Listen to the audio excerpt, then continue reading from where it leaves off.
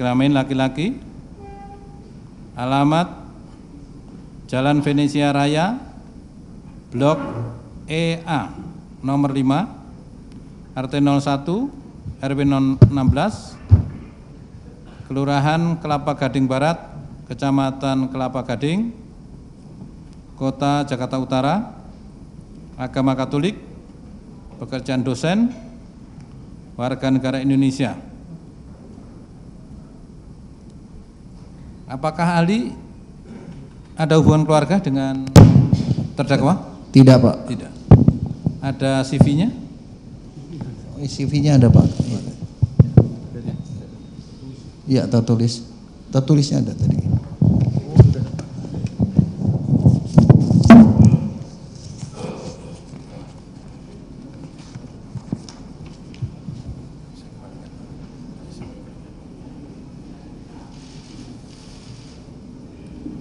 Sebelum dilanjut ada tanggapan dari penuntut umum?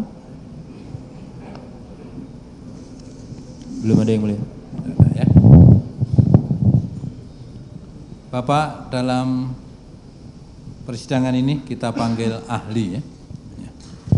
Bersedia berjanji? Bersedia, Pak. Bersedia. Menurut agama Katolik, Pak. Katolik ya. Silakan berdiri.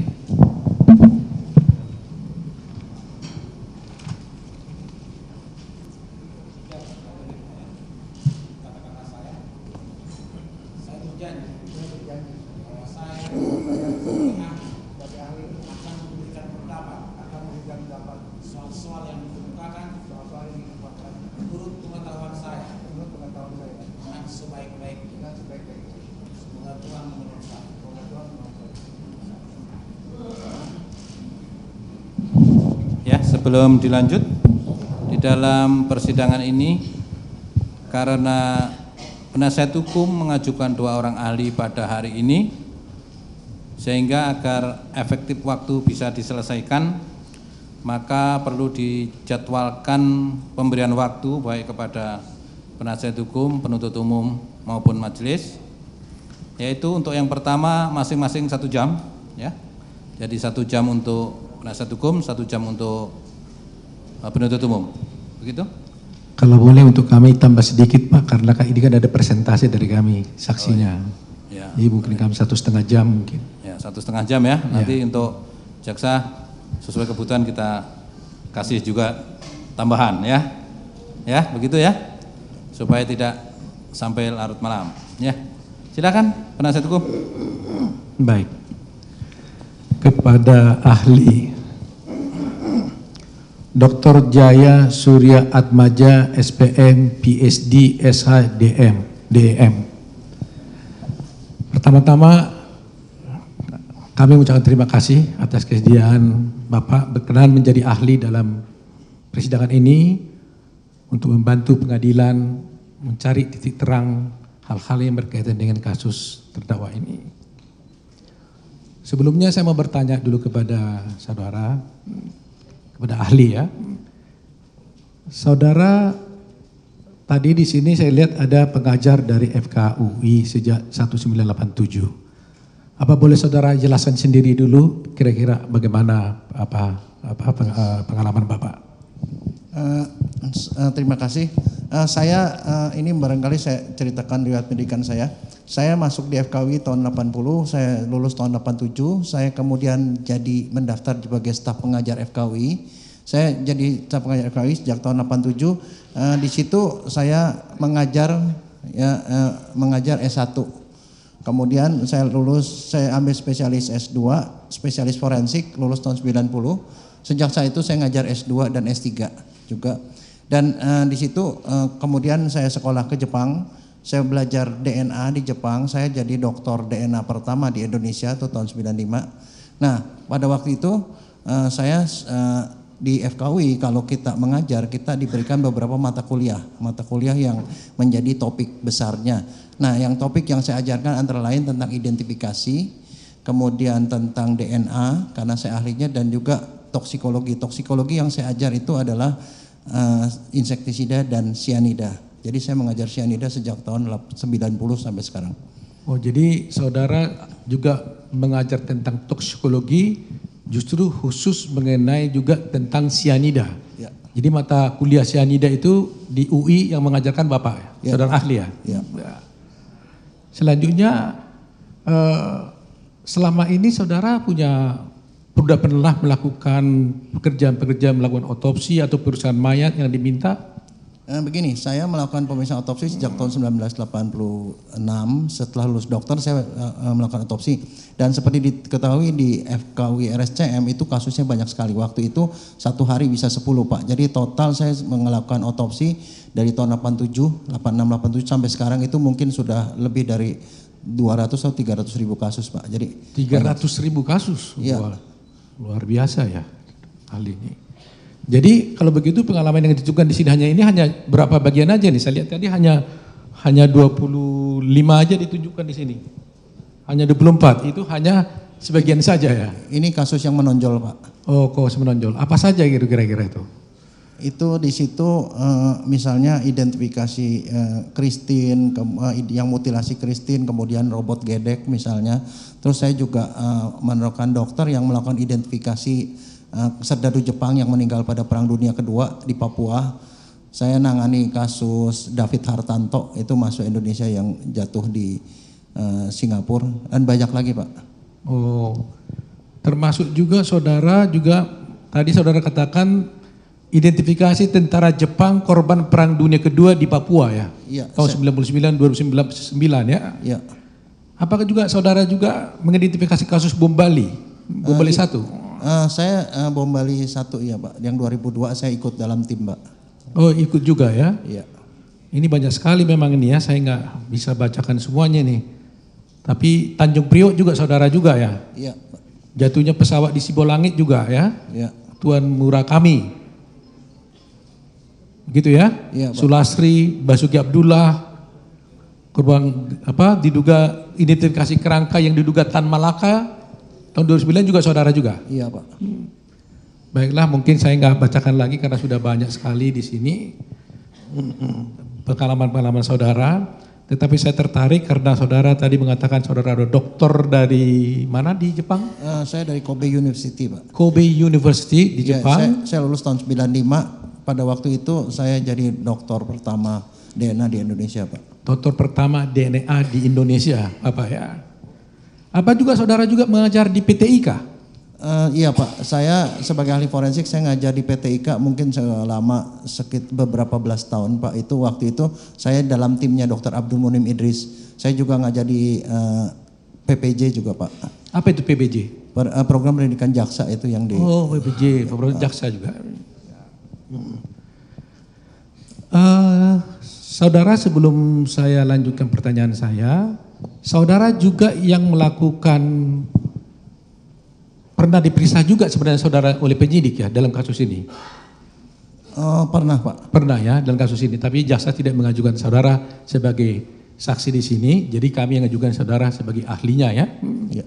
Saudara juga yang melakukan embalming, Iya, pada kasus ini sih iya Pak. yang masukkan formalin kepada tubuh korban Mirna, Ya. saudara juga ya. Ya. Jadi saudara tahu dong semua apa yang terjadi sebenarnya. Oke, tapi saudara saya minta di sini sebagai ahli ya. Baik. Pertama-tama saya kan sudah memberi, coba putar, menyerahkan beberapa dokumen kepada saudara. Saya tidak ulangi lagi beberapa dokumen ini, yaitu surat dari polisi kepada Rumah Sakit Waluyo, ya, yang meminta agar Rumah Sakit Waluyo itu menyerahkan rekam medis daripada Mirna. Saudara sudah terima. Kedua, saudara juga sudah terima surat dari Rumah Sakit Waluyo kepada polisi yang membalas surat tersebut. Saudara juga sudah menerima berapa dokumen, termasuk adalah berita acara penyitaan cairan yang 0,1. Kemudian saudara juga sudah menerima berita acara laboratorium dari Mabes Polri. Saudara juga sudah menerima berkas-berkas mengenai gel-gel, termasuk dokumennya Nur Sarman. Dan pada prinsipnya semualah, saya tidak beritahu satu persatu, tapi semuanya sudah saya serahkan pada saudara yang di sini. Kalau ada yang nanti yang tidak, nanti kita bisa cross check karena waktunya mepet nih. Jadi saya sedikit terburu-buru. Kemudian Coba saudara ceritakan dulu secara umum sebelum saya masuk ke dalam kasus Mirna ini, bagaimana sebenarnya suatu proses otopsi itu dilakukan? Begini Pak, kalau misalnya ada satu kejadian ya orang sakit mendadak atau diduga meninggal atau apa, yang pertama mereka harus dibawa ke rumah sakit. Nah di rumah sakit oleh dokter UGD dilakukan tanya jawab kalau masih bisa ditanya, atau kalau enggak ditanya ke keluarganya atau yang mengantar. Kemudian dilakukan pemeriksaan fisik. Nah kalau dokter melihat bahwa kondisinya gawat, dia akan harus melakukan satu yang namanya resusitasi, pertolongan terhadap pasien tersebut. Kalau kemudian dalam waktu resusitasi dokter mendapatkan dia sudah meninggal, maka dokter itu harus memutuskan dua hal. Yang pertama, apakah meninggalnya wajar atau tidak wajar. Kalau meninggalnya karena wajar, dokter itu melakukan yang namanya verbal otopsi. Dia menanyakan ke keluarga gejalanya, kejadian-kejadian sebelumnya, dan atas dasar pemeriksaan terhadap jenazah dan tanya jawab, dokter mengeluarkan surat kematian. Itu. Tapi kalau dokternya dalam melakukan tanya jawab, kemudian memeriksa ada kejanggalan dan dia menduga tidak wajar itu artinya kecelakaan, pembunuhan atau bunuh diri, maka si dokter wajib ya itu melapor ke polisi. Dan kemudian polisi akan menjemput jenazah tersebut untuk dilakukan pemeriksaan forensik. Nanti pemeriksaan forensik itu dilakukan oleh dokter forensik kalau di Jakarta, atau mungkin ke dokter umum kalau di tempat yang tidak ada dokter forensiknya. Setelah gitu baru surat kematian dibuat oleh dokter forensik berdasarkan pemeriksaan terhadap jenazah tersebut. Jadi yang membuat surat kematian itu oleh siapa? Oleh dokter forensiknya? Begini, kalau kasusnya dokter UGD menyatakan itu wajar, menduga wajar, maka yang ngeluarin surat kematian itu adalah dokter UGD. Tapi kalau dia menduga tidak wajar, dokter UGD lapor ke polisi, kemudian polisi membawa jenazah tersebut untuk diperiksa oleh forensik. Maka surat kematian harusnya dari dokter forensik. Oh, kalau kematian tidak wajar seharusnya dari dokter forensik. Ya. Ya. Bukan dari dokter UGD-nya gitu ya. Bukan. Ya, sedangkan dalam kasus ini kematiannya suratnya itu dari dokter Waluyo ya, bukan dari forensik ya. Baik. Nah, kemudian apa kegunaan daripada otopsi ini? Begini, kalau kasusnya itu tidak wajar, maka demi hukum itu di dalam pasal 133 KUHP itu dikatakan dalam hal penyidik menangani kasus luka, keracunan atau mati, dia dapat meminta bantuan dokter ahli kehakiman, dokter atau ahli lainnya. Itu dasarnya kita. Jadi atas dasar itu maka penyidik minta ke dokter forensik. Dokter forensik itu adalah seorang dokter yang melakukan pemeriksaan, diagnosis dan kesimpulan sebab mati untuk peradilan. Karena forensik itu artinya pengadilan. Jadi memang tujuan kita untuk pembuktian. Maka di situ berlaku satu prinsip bahwa kita harus mendapatkan kepastian karena itu akan menyangkut nasib orang. Orang itu apa dinyatakan bersalah atau tidak. Dan kalau misalnya lukanya ringan, sedang atau berat. Maka di situ tanggung jawabnya besar. Nah, dalam rangka misalnya orang yang meninggal karena diduga tidak wajar, maka di situ penyidik yang punya kewenangan untuk meminta pemeriksaan, cuman ada dua kemungkinan. Pemeriksaan luar jenazah, di mana yang diperiksa luarnya saja, dan satu pemeriksaan dalam. Nah, itu di dalam KUHP dinyatakan polisi yang menentukan periksa luar atau dalam. Tapi dua-duanya punya konsekuensi yang berbeda. Dokter forensik dimanapun di seluruh dunia, kalau ada kasus kematian tidak wajar, kalau dia hanya periksa luar saja, itu tidak ada penyebab kematiannya. Artinya sebenarnya masih gelap kasusnya seperti apa. Karena kenapa? Kita tidak bisa menebak-nebak hanya dari luar. Dokter forensik harus lihat langsung. Nah, kalau polisinya minta otopsi, artinya kita harus membuka kepala, leher, dada, dan perut. Dan semua organ satu persatu itu diperiksa. Dilihat, diraba, ditekan, dicium, dan kemudian juga dipotong-potong untuk dilihat ada kelainan atau tidak. Nah, kalau dokter merasa ada dugaan racun misalnya, maka dokter harus mengambil sampel. Mengambil sampel sesuai dengan jenis racun yang diduga sama dia. Kemudian dikirimlah sampel tersebut ke laboratorium toksikologi untuk diperiksa kadar racunnya, seperti itu. Nah, kalau seandainya diperiksa dalam, ya, itu dalam waktu melakukan pemeriksaan dalam, dokter itu melakukan penyimpulan sebab mati dia sendiri yang harus melakukan. Artinya atas dasar pemeriksaan luar, pemeriksaan dalam, pemeriksaan organ, mungkin juga dia melakukan melihat mikroskop kondisi ke organnya, kemudian hasil pemeriksaan laboratorium, pemeriksaan toksikologi. Atas dasar itu semua dokter lah yang akan menentukan sebab matinya apa. Tapi prinsip umum internasional dimanapun bahwa kalau diperiksa luar itu tidak ada sebab mati, kalau sudah diperiksa dalam barulah ada sebab kematian. Seperti itu. Baik, yang saudara maksud dengan pemeriksaan dalam itu apa? Apakah cukup umpamanya hanya bagian lambung saja, apakah harus semuanya? Begini, konsep yang dianut adalah bahwa namanya pemeriksaan dalam, kita membuka 3 rongga kepala, artinya otak semua diperiksa, otak besar, otak kecil, batang otak, kemudian daerah leher dan dada, itu berarti diperiksa tenggorokan, kerongkongan, paru, jantung, dan kemudian diperiksa rongga perut dan panggul. Itu di situ isinya ada liver, ada lambung, ada usus, ada ginjal, ada kandung kencing. Itu semua harus diperiksa, Pak. Prinsipnya kita harus meriksa semua bahwa kelainannya seperti apa. Tanpa pemeriksaan yang lengkap itu kita pasti tidak akan bisa menentukan sebab kematian, Pak. Jadi kalau pertanyaan Bapak hanya dibuka perutnya saja, dilihat livernya saja, tidak dikeluarkan dan tidak dipotong, atau diambil misalnya isi lambungnya saja, itu bukan otopsi, Pak. Itu pengambilan sampel. Dan pengambilan sampel itu di situ hanya untuk mencari racun di dalam organ tadi. Oh, jadi saya mau minta lagi informasi lebih tegas. Apa kalau gitu tujuan utamanya tadi untuk bisa memeriksa dengan harus otopsi gitu loh. Ini kan menjadi persoalan nih. Apakah harus otopsi untuk bisa menentukan kematian korban ini? Begini, Pak, kalau kita melakukan pemeriksaan otopsi, kita memeriksa semua organ untuk tahu ada tidak pada kasus misalnya keracunan, dia itu efek racunnya itu terhadap organ masing-masing apa, efek racunnya sendiri.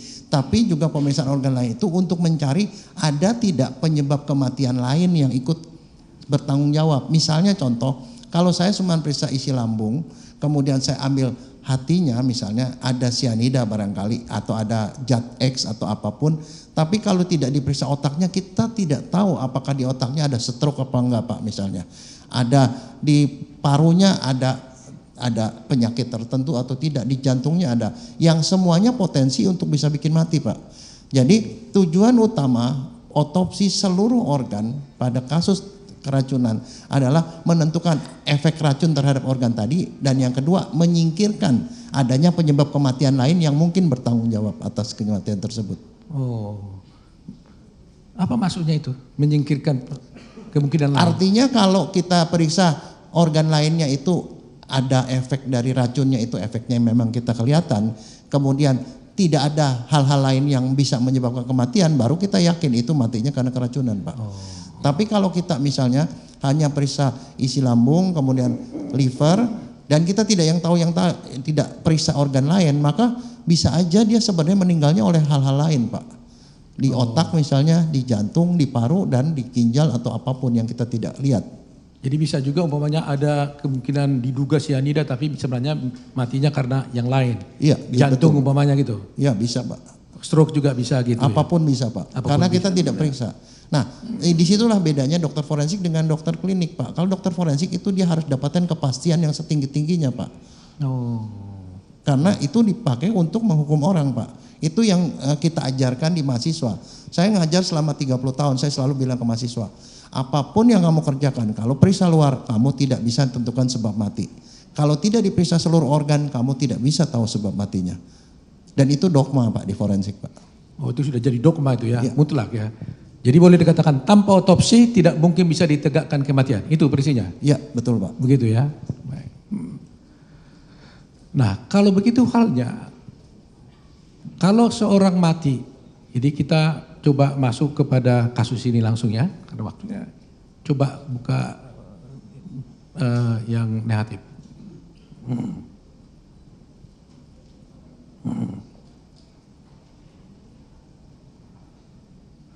Atau mungkin sebelum ke sini saya minta juga mungkin Bapak mungkin ada suatu presentasi mungkin sedikit Tentang apa, Pak? tentang hal-hal yang saudara siapkan sebagai ahli di sini. Nah, begini, Pak, dari berkas yang Bapak berikan pada saya, itu saya lihat begini, pemeriksaan yang diminta oleh penyidik ke Rumah Sakit Polri adalah pemeriksaan luar dan dalam. Bisa Bapak barangkali tunjukkan, Pak? Ya. Suratnya itu. Nah ini surat ya. Nah, iya di bawah ada nggak tuh yang tulisan pemisahan luar dan dalam? Otopsi, bukan otopsi.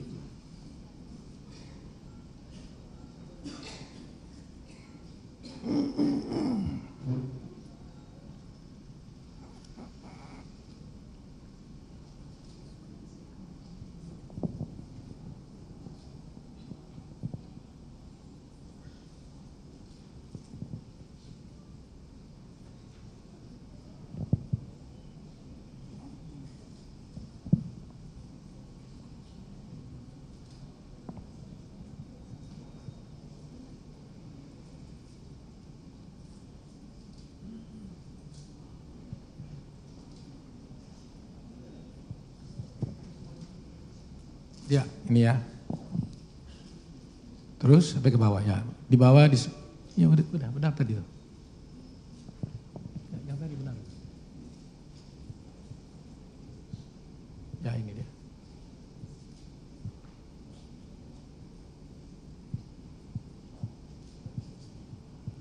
Ya, ini namanya. Itu kalau seorang dokter forensik atau dokter siapapun ya yang diminta pemeriksaan itu luar dan dalam, artinya dia harusnya otopsi Pak. Harusnya otopsi artinya dia periksa sesuai dengan itu. Tapi kalau misalnya ada permintaan khusus, misalnya ini tidak mau diotopsi, misalnya hanya ambil sampel saja, mestinya dokter forensiknya itu meminta surat baru dari penyidik dan membatalkan surat ini Pak. Karena buat kita dokter forensik, kita tuh adalah orang yang diminta secara hukum untuk membantu polisi. Kalau polisi minta luar dan dalam, artinya kita harus periksa luar dan dalam Pak. Kalau ada permintaan lain di luar itu, kita tidak bisa pertanggungjawabkan kecuali ada suratnya Pak. Surat seperti ini kita sering dapat. Kemudian polisinya bilang, Pak dokter, ini keluarga menolak otopsi, jadi kita tidak mau. Tetap kita minta surat baru Pak. Atau surat ini dicoret dalamnya, diparaf sama penyidiknya. Sehingga resmi bahwa kita dimintanya cuma luar saja Pak. Jadi tanggung jawab bukan pada kita. Tapi kalau ada surat seperti ini, sebelum ada surat baru mestinya dokter melakukan otopsi Pak. Oh, jadi artinya dengan ada surat itu berarti seorang dokter harus melaksanakan perintah otopsi sebenarnya. Iya, betul Pak. Nah, dalam kasus ini kan ini ada surat resmi permintaan otopsi, tidak ada surat pembatalan terhadap surat ini. Itu artinya apa? Dokter itu tidak melakukan otopsi itu gimana? Begini, saya sih mungkin mengatakan ini mungkin miss atau lalai karena gini Pak, kita dokter itu sebenarnya ngikutin aja apa yang diminta polisi. Polisi minta periksa luar itu dijamin oleh undang-undang KUHP bahwa dia bisa minta itu. Pasal 134 mengatakan bahwa polisi bisa minta periksa luar atau dalam. Tapi kita sebagai dokter kita harus ikutin apa yang polisi minta. Nah kalau polisinya minta luar dan dalam, kita harusnya lakukan itu. Nah kalau kemudian polisinya membatalkan bahwa tidak perlu periksa dalam, cukup ambil sampel saja, mestinya ada surat baru yang mengatakan ambil sampel saja. Dan surat ini dibatalkan gitu Pak. Jadi prinsipnya sebenarnya cuma itu aja Pak. Ini kalau menurut saya sih ya mungkin masalah administrasi ya, tapi dampaknya besar Pak. Oh, jadi sebenarnya kalau berdasarkan ini harus dilakukan otopsi menurut saudara ya? Ya. Nah, apakah ada akibatnya kalau dengan tidak dilaksanakannya perintah seperti ini dalam pengalaman saudara? Sebenarnya sih kalau yang saya ajarkan Pak ya, saya tidak khusus secara kasus ini. Saya bilang ke mahasiswa saya ngajar udah 30 tahun Pak. Jadi saya selalu bilang begini, kalau polisi minta seperti ini Anda harus lakukan. Kenapa? Karena ini adalah kewajiban hukum, permintaan dari KUHP. Pasal 133. Jadi kalau Anda tidak melakukan, ya Anda bisa kena sanksi. Sanksinya 216 Pak dan 224 KUHP. Pidana itu ya? Ya mestinya sih bisa begitu Pak. Tapi jangan Pak, kasihan dokter Pak. Oh ya, ya. Ya. Baik. Baik. Jadi itu kita udah tahu bahwa ternyata ada surat tapi nggak dilakukan. Ya nanti biarlah yang mulia yang nanti yang mempertimbangkannya.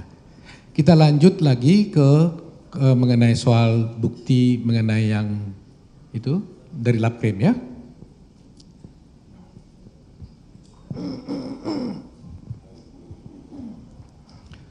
Nah, jadi di sini kita awali dulu ya, pada ini kan ada BB1, ada BB2 sampai BB7. BB1 ini coba dari awal pertama berterang ya. Naikin. Ya, ini ada barang bukti, ini yang menjadi inti dari perkara ini. Barang bukti ini yang ditemukan di dalam TKP oleh polisi, yaitu 1 gelas sisa minuman ais Vietnam kopi berisi 150 ml, ya, disebutkan dengan BB1. Jadi gelas sisanya Mirna itu maksudnya itu kan. Kemudian 1 botol sisa minuman ais Vietnam Coffee berisi 200 ml. Yang ini juga dikatakan adalah sisa minuman Mirna yang dituang ke botol katanya. Ya, walaupun ada saksi lain mengatakan sudah dituang habis, tapi ini faktanya beginilah. Ya, disebut BB2. Kemudian 1 botol minuman pembanding, ya, 300 ml yang dibuat oleh pihak kafe. Ya, ini yang diperiksa. Kemudian 1 buah pipet berisi sisa cairan 0,1 ml, selanjutnya disebut BB4. Ini adalah ini adalah hasil cairan lambung yang diambil dari tubuh Mirna 70 menit sejak kematian dia. Ya, 70 menit sejak kematian Mirna itu diambil, dimasukkan di dalam menjadi BB4. Kemudian BB5 ya ini BB5. Ini 1 buah toples berisi lambung, selanjutnya disebut BB5. Nah, pemeriksaan BB5 ini dan kemudian juga BB6 yaitu 1 buah toples berisi empedu hati dan juga 1 buah spurit berisi urin, selanjutnya disebut BB7. Ini dilakukan setelah 3 hari setelah Bapak melakukan formalin. Ya, setelah Bapak formalin itu, setelah ahli formalin, barulah diperiksa yang BB7, BB5, BB6, BB7. Nah, kemudian keluar hasilnya. Inilah hasilnya. Ya. Kemudian ada kesimpulannya. Coba lihat kesimpulannya. Kesimpulan. Nah, berbesar.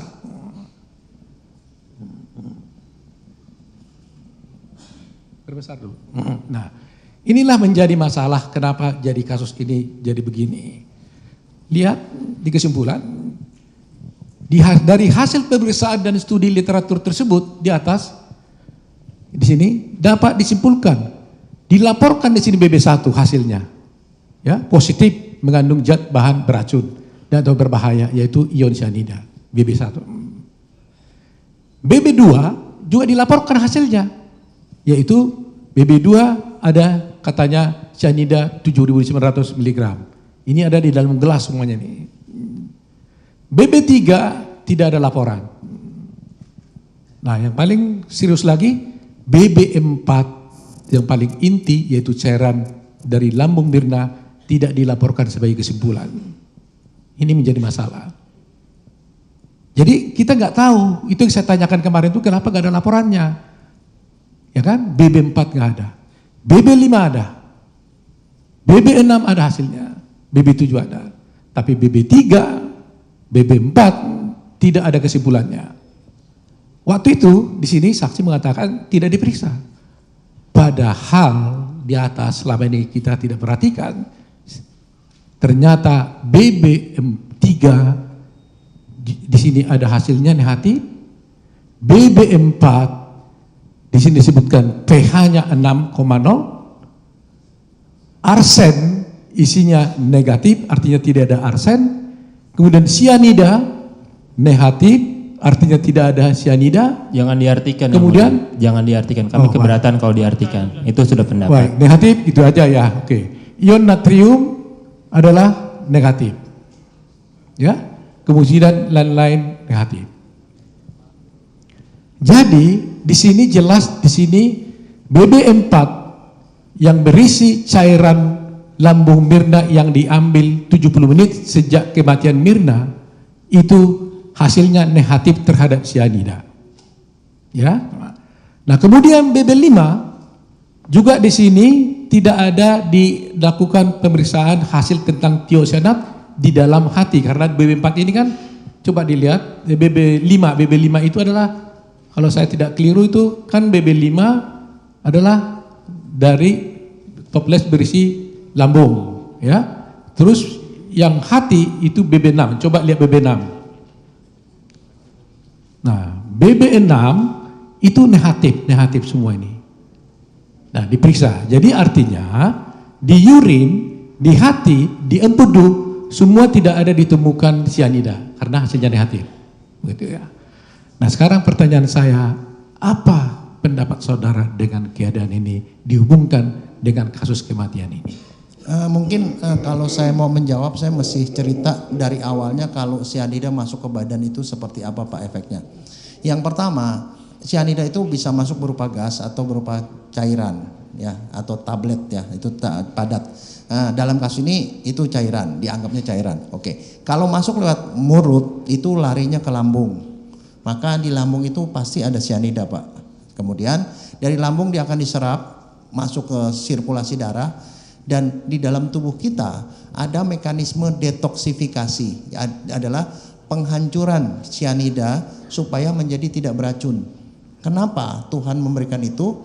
Karena di sekeliling kita itu sianida banyak Pak. Dari rokok ada sianida, dari orang ngebakar sampah ada sianida, di kopi sedikit juga ada sianida, di teh ada sianida, kemudian di tanah di mana-mana ada Pak, dari polusi ini juga ada sianida. Jadi selalu kita terlingkungi oleh sianida, tapi itu tidak bikin gejala karena Tuhan menaruh enzim namanya rhodanase di dalam liver Pak, di hati. Maka semua darah yang mengandung sianida tadi akan dibawa ke hati, karena dari isi saluran cerna itu larinya ke hati memang Pak. Dihancurkan itu dengan enzim itu, sianida CN itu dirubah oleh enzim rhodanase namanya menjadi tiosianat CNS. Nah, CNS itu akan merupakan suatu bahan yang tidak beracun, dan CNS itu dibuang lewat liur dan urin Pak. Nah, jadi kalau seorang keracunan, kapan orang keracunan sianida? Kalau sianida yang masuk begitu banyak sehingga mekanisme rhodanase itu dia tidak sanggup melakukan penghancuran tadi. Artinya kalau seorang keracunan sianida, jelas di lambungnya harus ada sianida dalam jumlah cukup banyak yang mematikan. Satu. Kedua, dia akan masuk ke liver. Karena dia berlebihan sianidanya, maka di liver, di hati harus ada sianida Pak. Dan kemudian kan di situ sudah pasti kalau dia hidup itu proses detoksifikasi sudah terjadi, maka di hati harus ada tiosianat Pak. Kemudian tiosianat dan CN juga ada di dalam darah, dan di dalam urin kita akan ketemu tiosianat.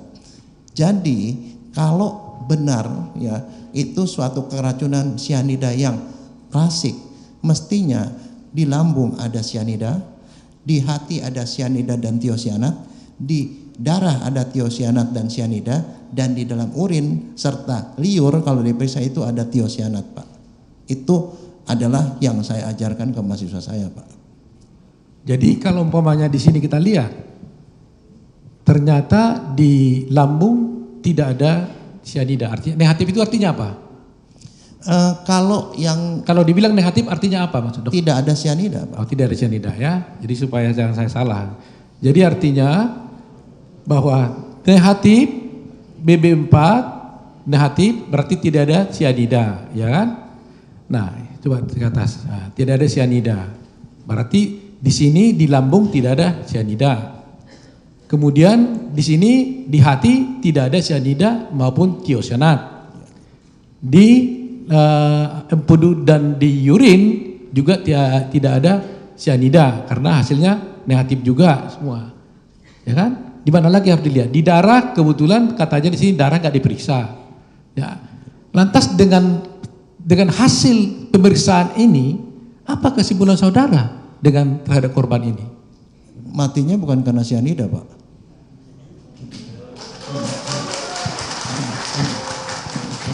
Coba tenang ya. Bisa dijelaskan lagi kenapa? Sekarang begini Pak ya, pada orang normal aja nih, kita nih di sini normal. Kalau kita periksa darah kita Pak, isi lambung kita pasti ada sianidanya Pak. Makanya Tuhan memberikan enzim rhodanase di dalam hati. Dalam kita hidup begini, sianida pasti ada nih. Ada Pak, karena ada nilai normal sianida di dalam darah. Itu sebabnya Tuhan memberikan enzim tadi. Itu bukan tanpa maksud, karena kita dilingkungi oleh sianida, maka ada sianida sedikit itu tidak apa-apa Pak.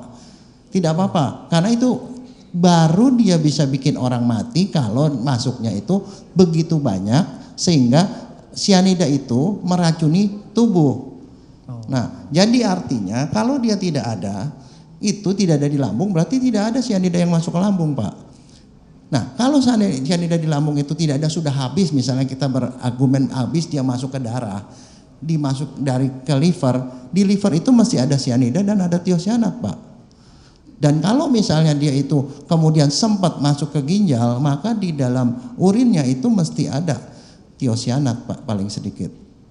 Tapi ada yang berpendapat begini, katanya di lambung sudah gak ada, katanya itu menguap, lantas mungkin juga sudah terserap sama tubuh. Jadi ya nggak bisa dideteksi lagi katanya. Bagaimana itu? Begini Pak, kebetulan saya itu adalah peneliti sianida Pak. Tahun 92 sampai 95 saya meneliti mengenai bau-bau sianida Pak. Ya. Saya melakukan pemeriksaan terhadap 330 orang Indonesia dan saya mencari frekuensi gen apa yang membuat orang bisa mencium sianida Pak. Gennya. Nah, saya mendapatkan bahwa dalam populasi orang Indonesia itu 84% itu bisa mencium sianida. Itu nilainya lebih tinggi Pak dari literatur. Di literatur cuma 50%. Di Indonesia 84%. Artinya yang nggak bisa nyium cuma 16% Pak. Dari penelitian itu saya juga dapatkan bahwa kalau ada sianida sebesar dalam larutan 1 ppm, 1 part per million, artinya 1 miligram per liter, itu bisa dicium pada orang yang punya gen tadi Pak. Dan saya itu termasuk orang yang bisa nyium. Jadi 1 ppm, 1 miligram saya bisa cium di dalam larutan. Ya, dalam jarak segini. Nah, kalau saya buat larutannya itu sampai 10 ppm, 10 miligram per liter, itu saya langsung mabok Pak. Mahasiswa saya pada mabok Pak. Mabok, dia teler, dia bingung, terpaksa saya harus kasih teh manis Pak supaya dia segar lagi. Dan saya juga tidak takut karena itu masih bisa dinetralisir sama liver. Tapi rata-rata orang udah bisa nyium itu kalau 2 sampai 3 miligram. Itu bisa nyium tanpa bikin gejala Pak. Nah, kalau misalnya ada orang keracunan sianida, ini ada laporan di luar negeri Pak. Waktu pasiennya itu, korbannya itu masuk ke UGD, kalau dia sampai meninggal karena sianida yang masuk itu jumlahnya harus cukup banyak Pak. Di dalam literatur dikatakan jumlah sianida yang bisa bikin mati dalam bentuk natrium atau kalium itu adalah 150 sampai 250 mg Pak. Nah, kalau dia masuk ke dalam lambung, maka di dalam lambung itu akan masuk terencerkan oleh asam lambung Pak. Asam lambung, jumlah asam lambung berdasarkan pengalaman saya melakukan otopsi, isinya rata-rata sekitar 100 cc Pak. Paling banyak kalau orang yang minum banyak ya itu 1 liter. Seandainya 150 kita anggap itu yang bikin mati. 150 mg masuk ke dalam 1 liter. Berarti kadarnya adalah 150 per liter kadarnya. Dan kalau itu ada di dalam korban, diperiksa sama dokter UGD, pasti dokter UGD-nya juga langsung jatuh Pak. Terus terang, karena saya bilang tadi 10 mg aja itu udah bisa bikin orang teler.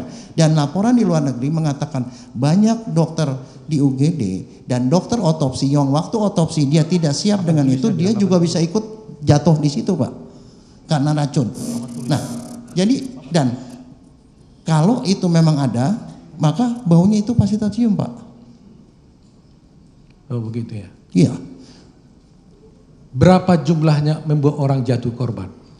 Kalau dikatakan, kalau begini Pak, kalau internasional ya, yang bisa ditolerir badan tuh sampai 5 mg per liter Pak. Tapi kalau sampai 10 menimbulkan gejala. Kalau 50 mg per liter itu orang udah bisa bikin orang pingsan Pak di tempat.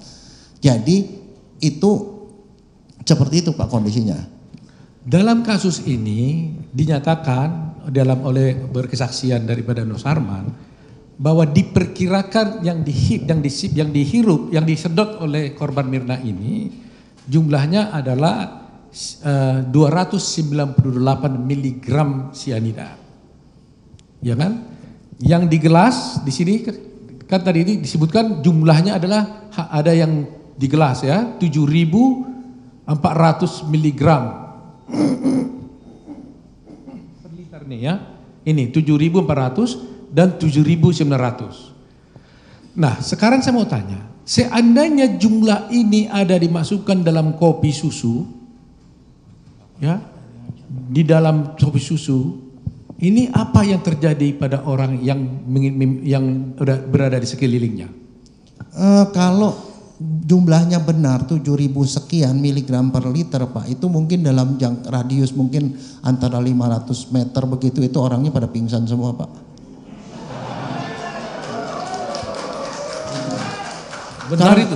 Karena saya sendiri dalam penelitian saya 10 miligram aja udah bisa bikin dia tuh teler Pak. Nggak mungkin Pak. Nggak mungkin ini. Bisa diuji nih Pak? Jangan Pak, bahaya Pak. Enzim rodanasenya nggak cukup kuat untuk nanggung itu Pak.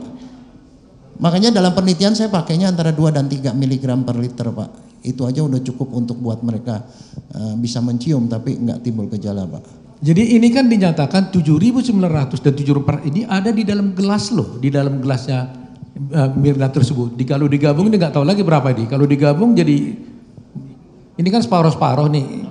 Ini separuh alat bukti BB1 ini separuhnya 7.400, separuhnya lagi 7.900. Ahli tadi mengatakan kalau itu di dalam ada di gelas seperti kita, di Mirna lah langsung kita bikin contohnya. Kalau itu benar ada cyanida di gelasnya Mirna itu, menurut ahli apa terjadi? Gini Pak, ini kalau saya sendiri ya lihat itu impossible secara forensik ya. Tapi begini Pak, kita dokter forensik itu nggak ngurusan dengan gelas Pak. Kita urusan dengan mayatnya Pak. Jadi artinya misalnya contoh di sini ada racun baygon. Saya ada di sini Pak, saya tidak mati Pak karena selama baygonnya tidak saya minum Pak. Itu sama seperti itu. Jadi kita tidak concern. Dokter forensik adalah dokter, dia memeriksa jenazah. Jadi kesimpulan kita adalah berdasarkan pemeriksaan jenazah. Kalau ada jenazah diduga keracunan cyanida tapi di lambungnya ada sedikit, kemudian di livernya tidak ada cyanida maupun tiosianat, dan kemudian di urinnya tidak ada tiosianat, itu artinya memang tidak ada yang masuk Pak. Artinya memang ada racun cyanida, tapi racun cyanida tidak masuk. Karena kalau masuk udah pasti di dalam livernya ada Pak. Jadi bagaimana cara berpikirnya atau metodologi dokter ya? Ini ada mayat, di sini ada cyanida di gelas lah umpamanya katakan. Selama ini kan berpikir dari gelas masuk ke sini. Iya. Nah kalau forensik berpikirnya gimana? Kalau kita periksanya dari jenazahnya, saya tidak peduli di dalam gelas isi racun apa, tapi selama racun itu tidak ada di badan ya itu tidak bikin mati Pak. Tapi apakah saudara tidak mempertimbangkan yang di luar-luar sini? Maksudnya? Apakah tidak dipertimbangkan juga umpamanya ada di dalam gelas? Enggak Pak, kita tidak melakukan otopsi terhadap gelas Pak, kita melakukan otopsi terhadap manusia Pak.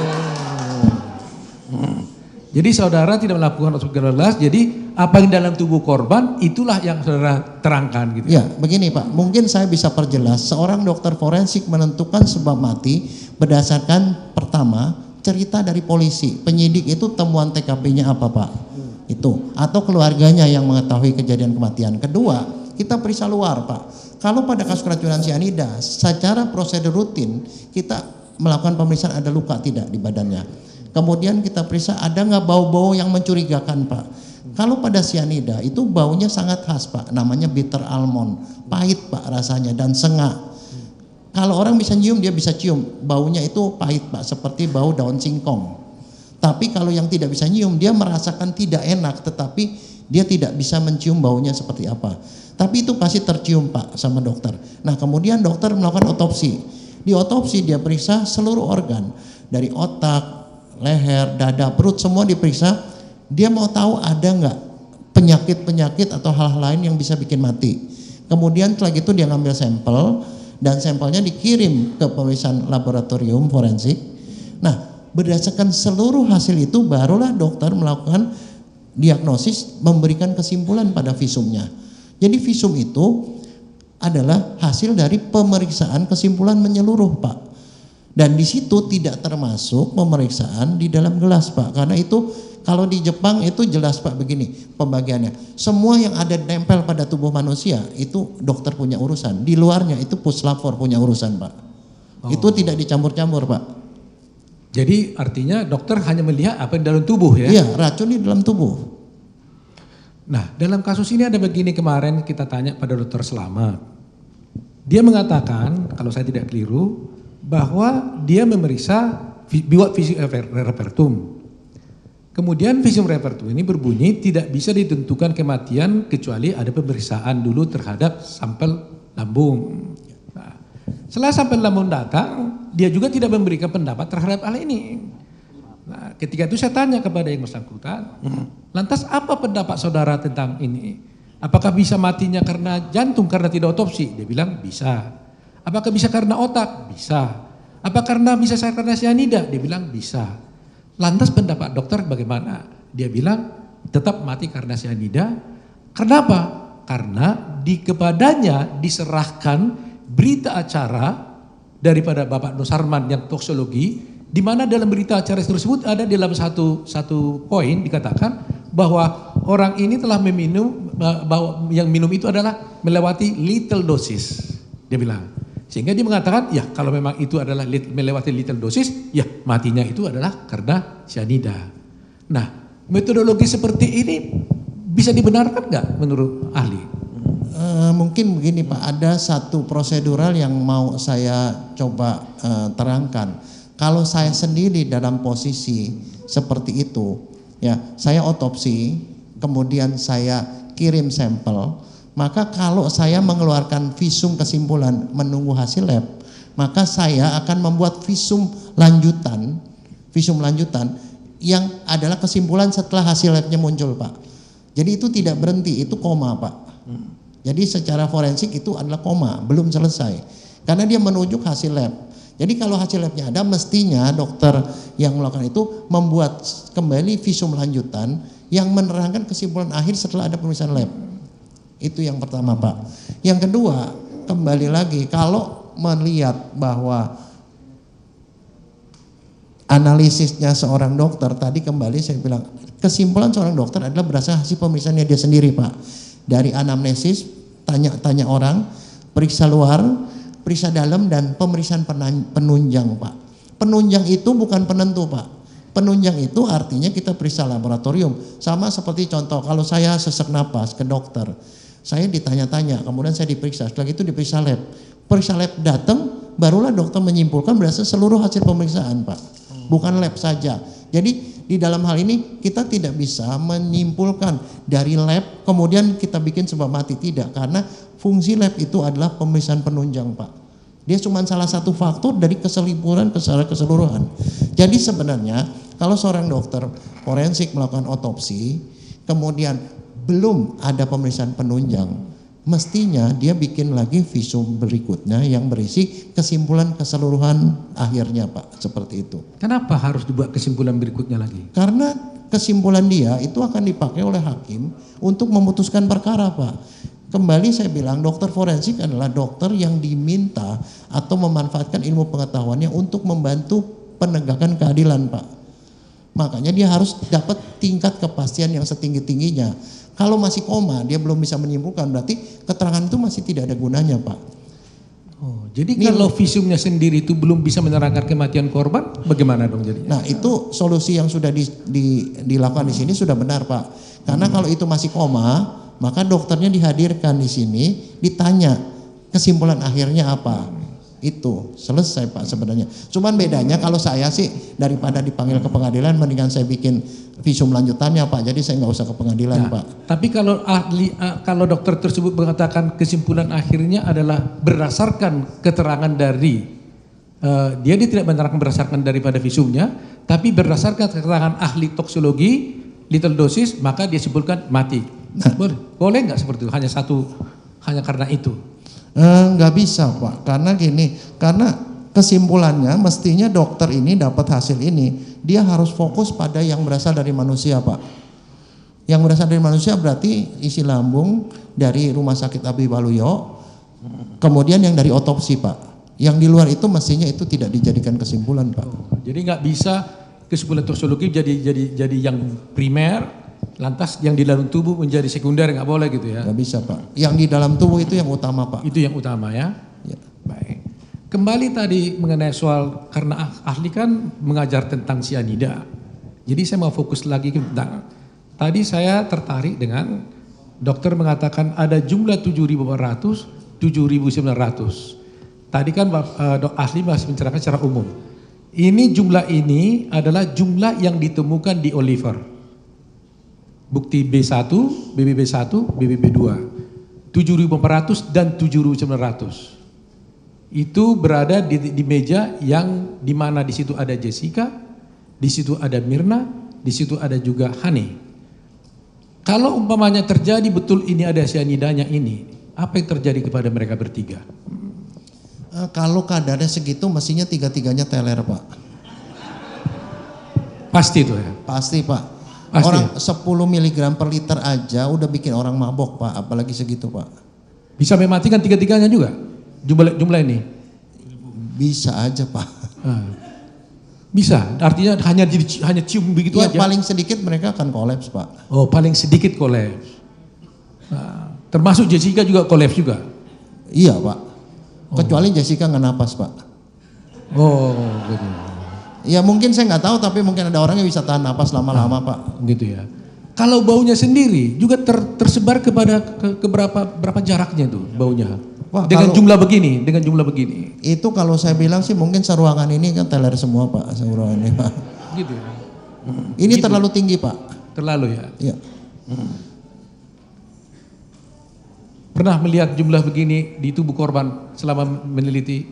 Oh enggak pernah Pak. Di dalam tubuh korban Pak, di liver ya, itu antara 0,7 sampai sekitar 27 Pak miligram per liter. Itu segitu di liver Pak. Itu pada orang yang meninggal Pak. Meninggal karena cyanida, itu ada datanya. Dan rata-rata sekitar 7,7 miligram per liter. Itu di dalam hati Pak. Nah, kembali lagi ya pendapat yang mengatakan bahwa cyanida itu atau thiocyanate itu bisa hilang di dalam hati kalau sudah ada, bisa nggak? Begini Pak, cyanida itu ya dalam bentuk garam itu dia tidak menguap Pak, tapi kalau ada situasi asam itu dia akan menguap jadi HCN. HCN itu yang kita cium baunya. Tapi dalam kondisi keseimbangan normal di ruang begini, itu tetap kadar cyanidanya tinggi, yang ada gasnya itu sebagian kecil Pak. Jadi kalau misalnya memang di lambung itu ada cyanida, itu walaupun dia bisa berkurang Pak, itu tidak akan sampai 0 Pak. Apalagi di hati. Hati itu organ tertutup di dalam, dia tidak bisa menguap Pak. Kecuali kalau hati orang adanya di luar Pak. Itu dia menguap Pak. Kalau itu di dalam tidak Pak. Dia di dalam penelitian kita punya datanya, di dalam hati itu cyanida, kadar cyanida bisa berturun jumlahnya dengan berlalunya waktu dan penguapan, tapi itu tidak banyak Pak. Tapi bisa juga bertambah. Karena kenapa? Di dalam proses pembusukan itu yang namanya protein mengandung asam amino. Asam amino mempunyai gugus N Pak. Amino N itu pembusukannya menjadi cyanida Pak. Jadi artinya setelah meninggal pun cyanida itu akan bertambah Pak. Bertambah sedikit tapi naik atau turunnya sedikit. Dia tidak akan hilang Pak. Nggak hilang ya? Tidak. Sekarang saya kembali ke sini. Di sini BB4. Kemarin ini pertanyaan saya menyangkut soal korosif. Dikatakan bahwa pH di dalam tubuh korban itu adalah 13. Ya, di sini pH di dalam gelas 13, di sini 13. Nah, ternyata di hasil penelitian ini di BB4 pH-nya 6. Apa maksudnya? Apa yang bisa saudara sampaikan dengan pH 6 di dalam lambung korban pada waktu dia ambil sampelnya 70 menit setelah meninggal? Apa yang bisa saudara sampaikan? Begini Pak, kita kalau melihat fisiologi tubuh manusia itu lambung itu isinya asam Pak, HCl. HCl itu pH-nya itu antara 3 sampai 4 Pak, sekitar itu. Itu orang normal nyaman dengan perut seperti itu karena HCl itu memang diperlukan tubuh untuk mencerna makanan Pak. Nah, tetapi kalau dia masuk cyanida, NaCN atau KCN, itu kita tahu dari bahan kimia, Na itu adalah basa kuat Pak. Cyanida asam lemah, jadi sifatnya dia basa Pak. Begitu dia masuk ke dalam lambung, maka NaCN akan bereaksi dengan HCl menjadi Na, OH, Cl dan HCN. HCN itu yang berupa gas yang kita bisa cium. Tetapi, nah itu adalah asam kuat. kemudian ada basahnya basahnya basah kuat, tapi karena dia berupa garam tidak terlalu kuat, memang terjadi netralisir Pak. Jadi pH-nya pasti naik mengikuti basahnya. Jadi tadi 344 dia naik, tetapi kalau pengalaman yang saya tahu dari literatur juga Pak, kalau dia ada sianida atau apa, dia naiknya nggak sampai 6 Pak, itu pasti lebih tinggi Pak, sekitar 10 sampai 11, mungkin 12 Pak, sekitar itu. Jadi tidak segitu Pak. Oh jadi kalau ada sianida ini pasti naik juga? Dia naik Pak, tapi naiknya nggak segitu Pak, itu naiknya terlalu kecil Pak. Nah ini kan kita lihat, di gelas katanya kan pH-nya 13. Ini kan? Iya. Di gelas BB1, BB2, 13. Sekarang kan persoalannya kan katanya kan ini masuk ke dalam lambung.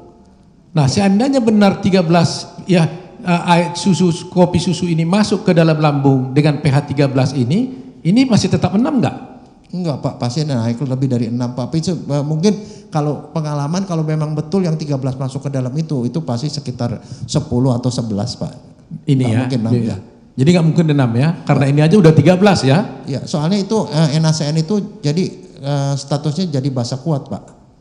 Jadi dalam gelas pH-nya 13, di dalam lambung pH-nya 6. Menurut ahli kalau 13 betul-betul kopi ini masuk ke dalam lambung, maka pH-nya tidak menjadi 6, tapi akan bertambah lebih kurang sampai 10. Iya. 10-11 gitu.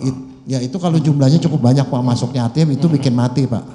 Nah dengan demikian, dengan adanya pH 6 ini dan ada pH 13 ini, apakah bisa saudara simpulkan bahwa sebenarnya ini tidak masuk ke dalam ini, lambung ini? Kalau saya nggak lihat dari situnya Pak, karena ini kasusnya keracunan sianida, saya cuma lihatnya dua Pak. Sianidanya sendiri yang ada di dalam lambung, dan kemudian sianida dan tiosianat yang ada di dalam liver. Itu aja yang saya lihat Pak. Saya nggak mau peduli sama itu karena kita mau tahu dia kematiannya karena sianida apa enggak. Oh itu biomarker ya artinya? Iya itu biomarker Pak. Artinya gini Pak, terutama kita harus pikirkan mengenai tiosianat Pak. Kalau orang kemasukan racun sianida, mekanisme tubuh perlawanannya adalah dia membuat tiosianat Pak. Kalau ada tiosianat di dalam tubuh artinya sianida benar masuk dan tubuh sudah bereaksi dan karena itu mati Pak. Jadi kalau seandainya tidak ada yang dirubah menjadi tiosianat, berarti yang masuk bahan lain, kita tidak tahu apaan, tapi bukan sianida Pak. Jadi itulah sebabnya saudara mau menyimpulkan bahwa ini tidak mati karena sianida, begitu ya? Iya. Tadi ya. Nah sekarang saya pindah lagi topik, tapi kaitan dengan ini. Ini kan hasil pemeriksaan ketika 70 menit diambil, ya kan? Sekarang kita bicara tentang pasca, ya pasca ke setelah lewat. Jadi ternyata kan waktu malam hari itu apa yang saudara lakukan terhadap korban ini? Kebetulan saudara juga yang melihatnya. Begini Pak, kita itu pada waktu itu saya dipanggil ya, itu malam-malam katanya begitu dia permintaan ke saya itu mau diminta diformalin pengawetan jenazah karena jenazah mau disimpan. Di dalam aturan dari Dinas Kesehatan, kalau orang meninggal dalam 24 jam dia dikubur itu tidak perlu diapa-apain Pak, itu bisa. Tapi kalau lebih dari 24 jam mayat akan membusuk, akan ada kuman-kuman yang menyebar ke lingkungan. Sehingga aturan dari dinas bahwa kalau orang mau dikubur lebih dari 24 jam harus diformalin, diawetkan. Nah itu aturan Pak, demi kemaslahatan umat Pak, supaya kita nggak kena bau dan segala macam, nggak kena penyakit ya. Itu aturannya Pak. Tapi ada syaratnya. Syaratnya adalah yang melakukan itu sebaiknya dokter forensik, karena dokter forensik itu adalah dokter yang akan bisa membedakan ini matinya wajar atau tidak wajar Pak. Nah dalam hal itu saya melakukan pemeriksaan. Pada waktu itu saya tanya, seperti tadi saya bilang, diagnosis saya akan lakukan. Saya tanya kenapa habis minum kopi meninggal, kata saya bilang itu tidak wajar matinya, apalagi anak muda. Saya bilang harus diotopsi. Saya ngomong ke keluarganya. Keluarganya itu pada waktu rundingan kemudian kesimpulannya menolak. Nah karena menolak terus jadi dilema Pak. Sebenarnya pada kasus seperti itu kan harus diserahkan pada polisi. Pada waktu itu ada petugas polisi Pak. Saya sudah ngomong sama petugas polisinya, Pak ini harus matinya tidak wajar Pak, harus diotopsi. Tapi polisinya bilang, dok keluarganya tidak mau otopsi. Nah, kalau udah gitu kita sebenarnya jadi dilema, Pak. Kalau kita tidak awetkan, ya, kalau tidak awetkan dia busuk, bau. Tapi kalau diawetkan, kasus polisi belum selesai. Nah, waktu itu saya bilang, ada nggak dokter yang bertanggung jawab? Dia bilang, sudah ada surat kematian, Dok. Jadi seorang dokter kalau diminta melakukan pengawetan, kalau sudah formil ada surat kematian, artinya ada dokter yang bertanggung jawab, Pak. Formilnya begitu, itu aturan dari dinas. Nah, karena sudah ada surat, saya bilang, Pak, ini ada efeknya loh, Pak. Kalau diformalin kemungkinan racunnya bisa ada perubahan. Kalau ada racun. Gitu. Ya, ada racun, bisa ada perubahan. Perubahannya seperti apa ya tergantung jenis racunnya. Dia bilang, saya bilang bisa menyulitkan.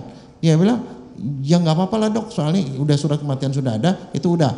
Tapi ternyata waktu di rumah duka itu polisinya terus saja mempersuasi keluarga untuk diotopsi. Saya tidak tahu lagi habis begitu, Pak. Ternyata belakangan setelah tahu kasusnya meledak ini, saya baru tahu. Ternyata akhirnya dibawa jenazahnya pada hari ketiga atau keempat untuk dibawa ke rumah sakit Polri. Itu, Pak.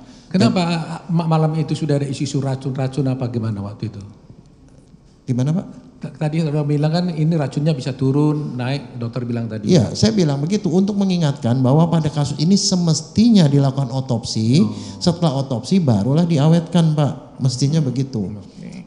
Tapi ini terkendala karena keluarga tidak mau otopsi, begitu, Pak. Jadi apa yang saudara lakukan malam itu? Ya, saya lakukan formalin, Pak. Tapi sebelum saya melakukan pengawetan jenazah, karena ceritanya seperti itu, saya melakukan pemeriksaan lengkap, Pak. Jadi saya sudah persuasi, saya sudah kasih tahu prosedurnya yang semestinya seperti apa, saya periksa. Pada waktu itu saya periksa, itu bibirnya biru, Pak. Biru. Kukunya biru.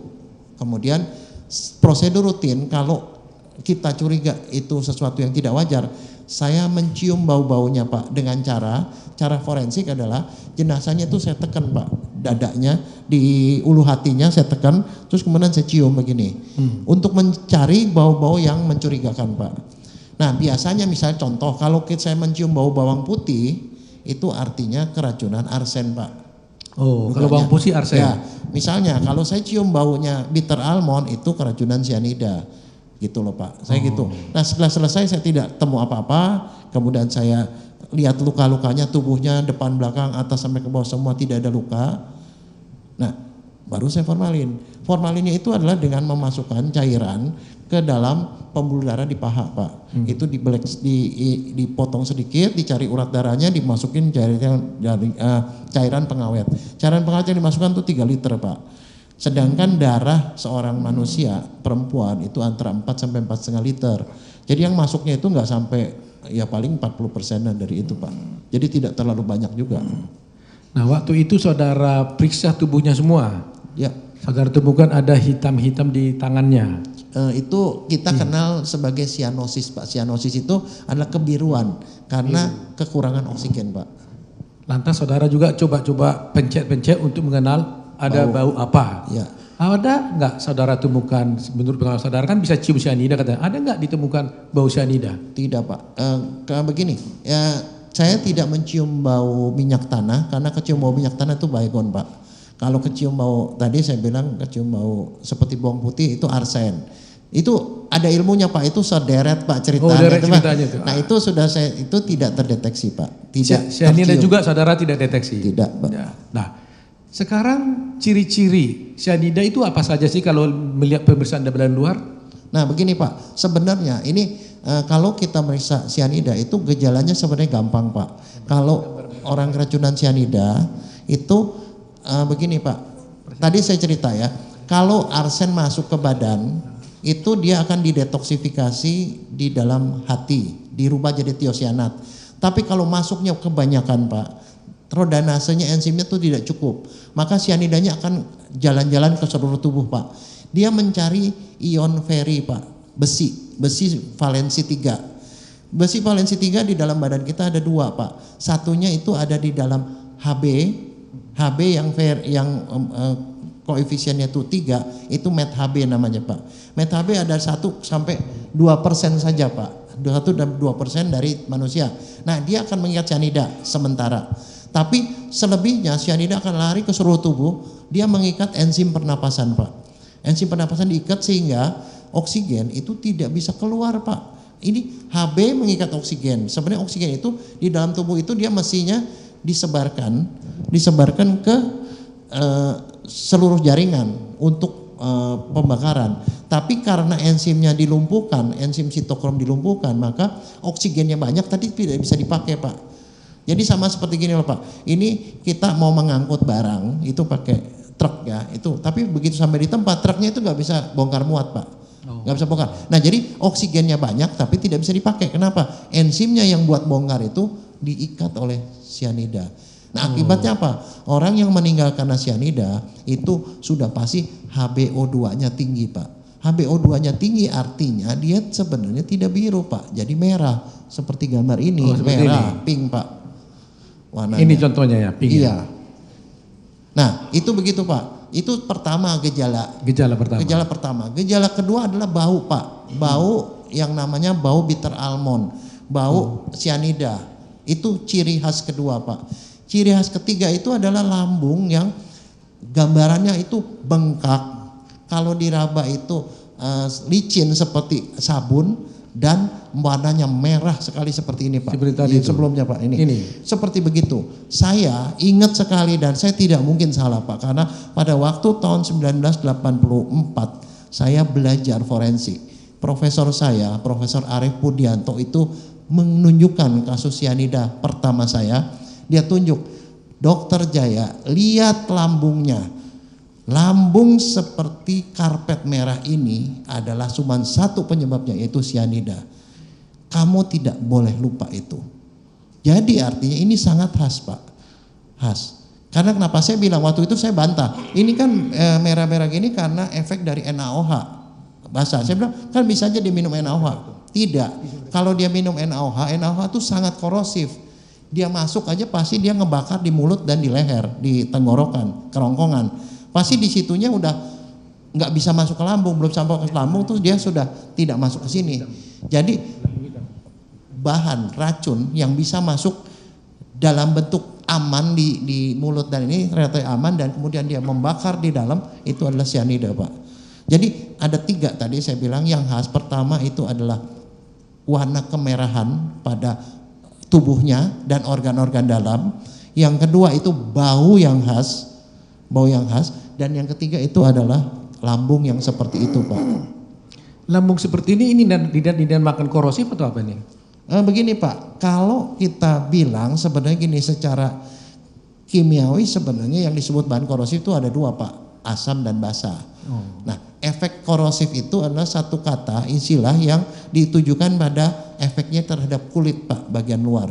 Jadi kalau kulitnya hilang, bagian kulit atasnya kulit arinya hilang, itu namanya korosif, Pak. Kalau itu seperti itu. Nah, efek basa dan asam itu beda. Kalau asam kena ke kulit atau kena ke lambung, itu dia akan berubah menjadi kering, Pak. Dia menarik air menjadi kering, keras seperti perkamen dan warnanya itu hitam, Pak. Nanti kita akan lihat di gambar yang kedua pas lagi ini. Nah itu seperti itu asam sulfat itu asam. Tapi kalau sifatnya basa, Pak, kalau basa itu terjadi reaksi sama kita bilang korosif, tapi korosif itu tidak membuat luka, Pak. Luka itu tukak seperti borok itu, dia tidak begitu, tapi dia jadi bengkak dan warnanya merah, Pak. Itu yang gambar tadi itu. Iya. Itu sebenarnya gambarannya. Jadi bukan hitam ya? Bukan, Pak. Di visum e repertum di sini disebutkan pengambilan sampel untuk pemeriksaan toksikologi ini visum ya. Lambung tampak bercak berwarna selaput lendir, bagian fundus berwarna kehitaman, diambil untuk pemeriksaan toksikologi. Jadi mestinya nggak boleh hitam kalau sianida. Enggak, Pak. Mestinya merah terang, Pak. Seperti merah. Tadi itu ya. Gitu ya. Nah, Bapak. Jadi ini ada visum e repertum di sini mengatakan hitam. Nah, ini visum e repertumnya. Lambung tampak bercak berwarna selaput lendir, bagian fundus berwarna kehitaman, diambil untuk pemeriksaan toksikologi. Jadi hitam di sini. Ini bukan ciri-ciri karena sianida. Kalau dari segi forensik, Pak, kalau kita isi lambung hitam itu artinya ada perdarahan di lambung dan perdarahannya itu bereaksi dengan asam lambung, Pak. Begini, kalau dokter ya, misalnya contoh ada orang batuk darah. keluar darah misalnya. Kalau kita lihat darahnya hitam, itu berarti darahnya sudah kecampur asam lambung, berarti ada perdarahan di lambung, Pak. Tapi kalau darahnya segar, apalagi berbusa, itu berarti bukan dari lambung, Pak, dari lain, misalnya dari paru misalnya pada orang TBC. Justru itu pengenal, Pak, bahwa kalau ada darah di dalam, ada cairan di dalam lambung, warnanya hitam, berarti ada darah di dalam lambung yang bereaksi dengan asam lambung. Berarti bukan bahan lain, Pak. Jadi kalau begitu kesimpulan saudara setelah melihat tubuh Mirna itu, kan ada formalin lihat, ada enggak warna merah tadi itu ditemukan dalam tubuhnya? Oh enggak, kan saya enggak otopsi, Pak, saya cuma periksa luar. Oh begitu ya. Iya. Enggak bagian luarnya maksud saya. Waktu Pak. saudara waktu melakukan embalmem. Waktu embalming yang saudara lihat kan ciri-ciri itu. Saya cuma lihat itu kulitnya biasa, cuman bibirnya agak biru, Pak. Ujung jarinya agak biru, itu aja. Enggak ada yang merah ya. Enggak. Jadi saudara tidak melihat ciri-ciri sianida dalam dalam luarnya aja dari kulit. Paling sedikit ada 2 yang saya tidak lihat, Pak. Pertama dari merahnya tidak saya lihat. Yang kedua baunya saya tidak lihat, Pak. Tadi seperti saya bilang, saya adalah 1 dari 84% orang Indonesia yang bisa mencium 1 ppm, Pak. Oh 1 ppm aja udah bisa cium? 1 miligram per mililiter. Jadi kalau ada saya pasti bisa nyium, Pak. Itu sebabnya karena saya bisa nyium. Kalau saya melakukan otopsi, saya tuh prosedur, Pak, ya, saya di luar kamar otopsi selama 5 menit. Saya masuk ke dalam, saya cium. Kalau saya cium bau sianida, saya langsung bilang, ini matinya karena sianida, tinggal periksa cek laboratorium untuk konfirmasi, Pak. Oh. Jadi hidung saya yang diagnosis pertamanya, Pak. Oh. Jadi itu karena saya bisa nyium. Tapi nyium, ya? kalau yang nggak bisa nyium ya terpaksa dia harus periksa, Pak. Oh begitu ya. Baik. Sekarang kita pindah yang kedua. Ternyata setelah ini, tadi kan katakan ini tidak mati karena sianida. Kemudian akhirnya tadi saudara ceritakan kan ternyata waktu saudara ceritakan kan bahwa saudara tidak mau dia diotopsi. Tapi faktanya 3 hari kemudian ini dilakukan pemeriksaan sampel lambung. Hasilnya ada sianida 0,2 di lambung korban. Iya. Yang ini yang BB5 ini. Iya. Nah setelah di embalmem, setelah di formalin, setelah 3 hari ada sianida 0,2. Itu kenapa? Sebenarnya begini ya, Pak, ada 2 kemungkinan. Kemungkinan pertama seperti tadi saya bilang, sianida ada di mana-mana, Pak. Termasuk ada ya kemungkinan di dalam cairan formalin mungkin ada, di air mungkin ada, Pak. Di udara ini ada tapi kadarnya kecil, Pak. Itu kemungkinan satu. Kemungkinan kedua adalah proses pembusukan, Pak. Proses pembusukan itu di dalam literatur dikatakan bisa menghasilkan sianida dalam dosis sangat kecil, Pak. Dan 0,2 ini kalau menurut saya sangat kecil. Karena kenapa? Karena tadi saya sudah katakan kalau ada sianida yang membuat seseorang meninggal itu harus masuknya 150 mg, Pak.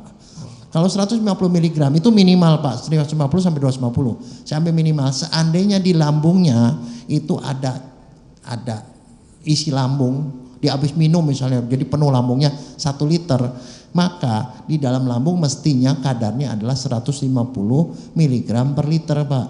150 mg per liter udah pasti saya bisa cium, Pak, 1. Yang kedua, dia kadar segitu, itu kalau dia turun sampai 0,2 itu terlalu drastis, Pak. Kalaupun dia menguap itu dia tidak akan banyak. Jadi kalau saya sih bilang dengan kecilnya kadar itu menunjukkan itu sebenarnya tidak ada yang masuk, Pak. Jadi 0,2 ini menurut ahli itu sangat sedikit ya? Iya, karena gini, Pak, kalau misalnya 150 per liter kita bikin jadi 0,2, itu berarti dia di lambungnya mesti diisi air bergalon-galon, Pak. Tinggal dihitung aja, Pak. Bagaimana? Coba ceritain. Kan kalau kadar yang masuk bikin mati itu 150 mg per liter. Kalau jadi 0,2 berarti kan itu jadinya 300 kali pengenceran, Pak. 300 kali pengenceran itu berarti dia minumnya mesti berapa liter, Pak? Berapa ratus liter, Pak? Hitung-hitungannya nanti, Pak. Saya bukan ahli hitung-hitungan, Pak, tapi kita bisa perkirakan itu pengencerannya banyak sekali, terlalu jauh, Pak. Kalau seandainya misalnya ya masuk 150 mg per liter, kemudian dia turun jadi 125, 175 misalnya, itu sih masih bisa diterima, Pak. Tapi kalau terlalu kecil begitu kesimpulan saya sebagai seorang ahli forensik, saya bilang itu tidak mungkin ada cyanida yang masuk Pak pada kasus itu. Gitu. Pertanyaan saya lagi, apakah kalau pemeriksaan pertama kali sebelum formalin 70 menit sudah diambil, hasilnya negatif tidak ada cyanida, apakah tanpa dulu mengindahkan yang lain masih bisa nggak berubah menjadi positif? Bisa Pak, kalau sedikit karena kontaminasi atau kontaminasi dari bahan, tadi saya bilang kemungkinan formalin bisa sekecil itu. Kedua karena pembusukan Pak. Oh, karena pembusukan itu di dalam literatur dikatakan setelah meninggal cyanida bisa naik sedikit, turun sedikit, tapi tidak banyak Pak. Jadi artinya yang negatif itu tetap negatif, tapi ada peristiwa kemudian yang muncul gitu ya, bukan pada waktu negatifnya itu ya. Iya. Jadi yang negatif tetap. Iya Pak. Itu tetap ya, nggak bisa dibantahkan bahwa sebenarnya setelah 3 hari itu berubah itu bukan karena yang pertama, tapi yang terakhir gitu. Begitu cara berpikirnya ya. Kemudian saya ingin bertanya lagi mengenai soal hitung-hitungan tadi itu mengenai di lambung tadi itu. Tadi saya belum jelas tadi. Kalau gitu berapa begini di Pak ya, lambung? ini kalau misalnya, ini kan saya bilang tadi, orang kalau otopsi itu isi lambung itu 100 cc sampai 1000 cc. Jadi 1 liter lah, orang minum banyak misalnya. Seandainya 1000 cc ada di lambung, ini kita ngomong kondisi lambung encer-encernya Pak ya, banyak 150 masuk, berarti di dalam lambung isinya 150 mg per liter Pak. Nah 150 mg per liter kalau dia bisa kita rubah menjadi 0,2 berarti 150 kali 5 kan Pak kadarnya. Artinya itu adalah 7.500 ya. 7.500 kali. Artinya isi lambung itu mesti kemasukan air 7.500 kali lebih banyak sampai dia jadi kadarnya jadi segitu Pak. Itu sebenarnya dokter harus Dan bergalon. itu nggak mungkin, dan nggak mungkin, yang paling mungkin adalah sebenarnya memang negatif Pak itu. Negatif ya. Jadi Karena kalau dari pengenceran itu tidak mungkin Pak, lambung itu kapasitasnya nggak bakal banyak Pak. Jadi kalau penggangguan itu kalau untuk bisa mencairkan sampai 0,2 itu dibutuhkan bergalon-galon air di tubuhnya. Iya. Jadi berat tubuhnya jadi bertambah bergalon. Dan itu tidak mungkin Pak, karena tidak mungkin kalau menurut saya yang masuknya memang sedikit Pak, emang ada sedikit aja gitu loh. Begitu ya.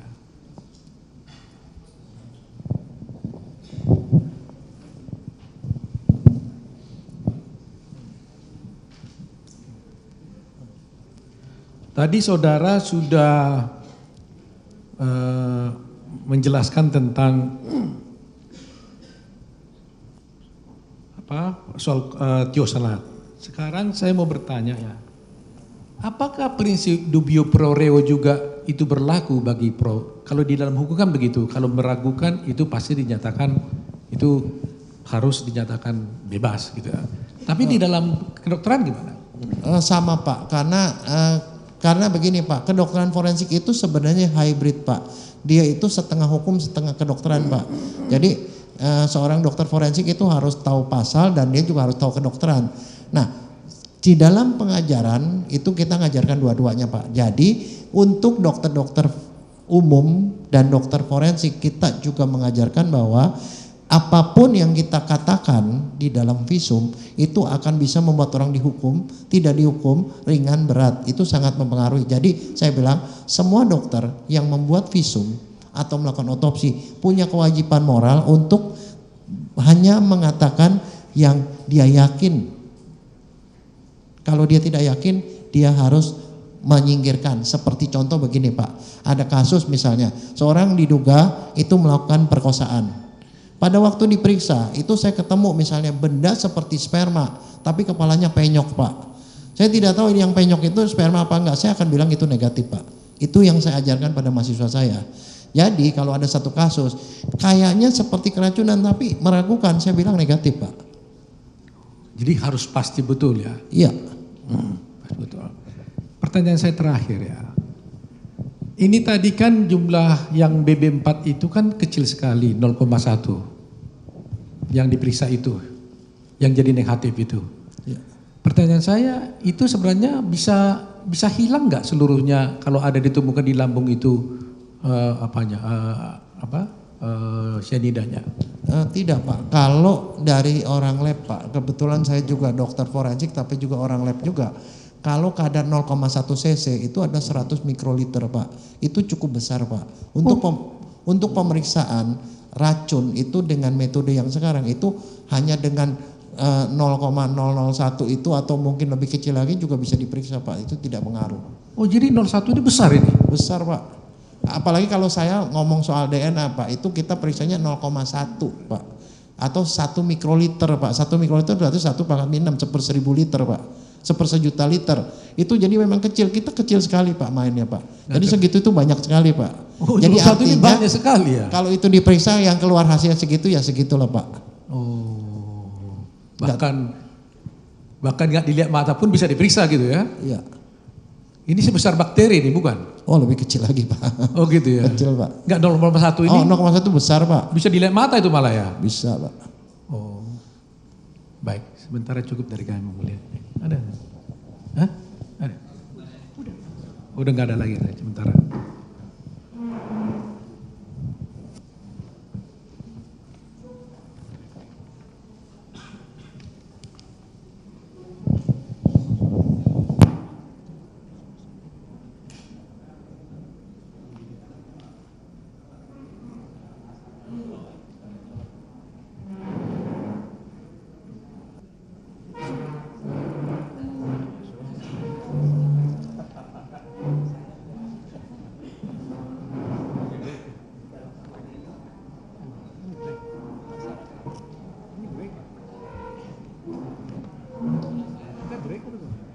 Break ya?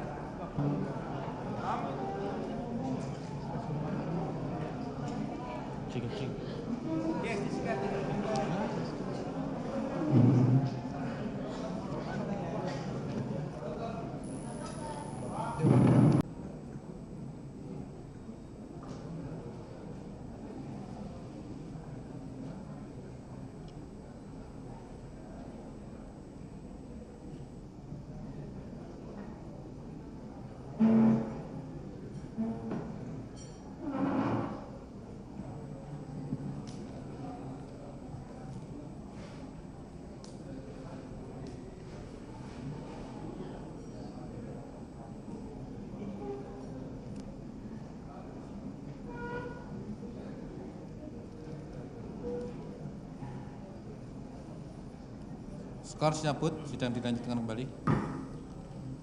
Silakan kepada penuntut umum, kita beri kesempatan 1 jam ya. Silakan. Terima kasih Majelis Hakim.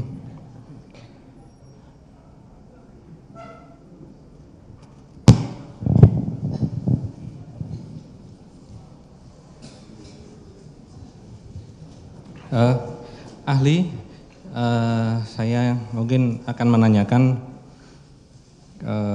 untuk mohon dipertegas lagi bahwa tadi sudah dijelaskan oleh penasihat hukum bahwa ahli dulu pernah di BAP ketika melakukan embalming, tapi dalam kali ini ahli dihadirkan oleh penasihat hukum sebagai ahli.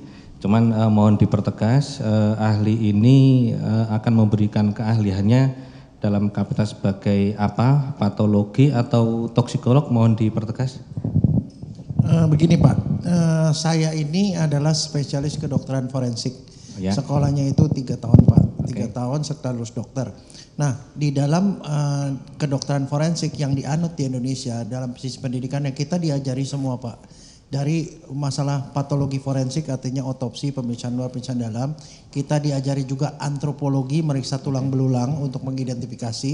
Kita juga belajar DNA Pak, kita belajar toksikologi. Itu semua kita pelajari Pak. Itu diajarkan pada semua dokter umum dan dokter spesialis forensik khususnya yang jadi staf pengajar itu biasanya mengambil spesifikasi tertentu di mana mereka lebih expert di bidang tertentu dan gitu itu ya. Jadi mata kuliah yang mereka bawakan. Misalnya contoh untuk saya itu banyak mendalami mengenai antropologi forensik Pak. Jadi untuk identifikasi tulang belulang itu saya adalah lebih mendalami itu. Kemudian juga toksikologi itu karena materi yang memang kita harus ajarkan, biasanya beberapa dosen itu mengambil misalnya satu orang itu mendalami mengenai keracunan CO, yang lainnya keracunan arsen misalnya, kemudian sianida seperti itu Pak.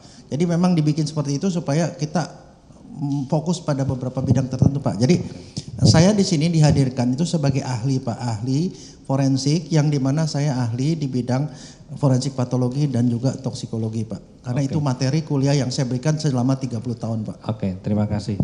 Apakah ahli juga mengetahui tentang bidang kimia analisis? Tidak Pak. Farmakologi? Farmakologi diajarkan Pak. Itu Diajarkan. farmakologi dan farmasi itu merupakan satu bidang yang memang kita harus pelajari Pak. Kimia analisis tidak, farmakologi juga diajarkan, farmakokinetik? Sedikit Pak. Sedikit, biotransformasi? Sedikit Pak. Metabolisme obat? Tidak Pak, itu sedikit juga Pak. Sedikit juga, oke, terima kasih. Jadi gini Pak, mungkin saya bisa tambahkan yang saya pelajari itu adalah toksikologi forensik Pak, khusus toksikologi racun. Sedangkan kalau yang Bapak sebutkan itu toksikologi obat Pak, itu bidangnya beda Pak. Oke, terima kasih. Saya mungkin agak melompat-lompat karena juga waktu kita terbatas Pak. Tadi ahli sudah menjelaskan tentang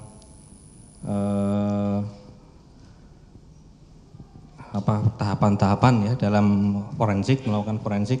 Tadi ahli menjelaskan sebelum melakukan forensik biasanya seorang dokter forensik akan melakukan autopsi verbal, yaitu anamnesia ya, melakukan tanya jawab kepada keluarga.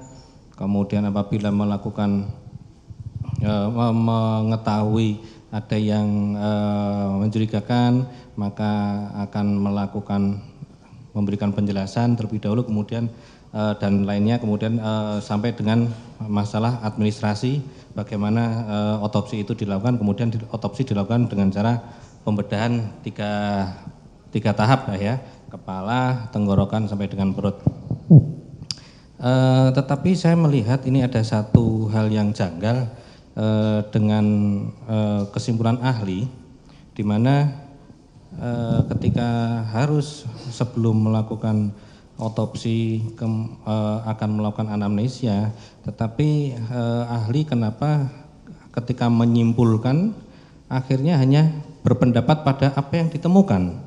Kalaupun dalam kasus ini tadi ahli mencermatinya hanya ketika ditemukan sianida di dalam hasil visum, di dalam lambung, di dalam visum ini adalah ketika, bukan visum, kalau visum tadi dilakukan di visum tadi sudah jelaskan bahwa itu dilakukan perlu ada keterangan atau dilakukan toksikolog, tapi kemudian di hasil toksikologi kan hanya dilihat pada organ ditemukan 0,2. Nah, apakah ahli tidak melakukan, tidak mempertimbangkan hasil anamnesia dari keluarga korban?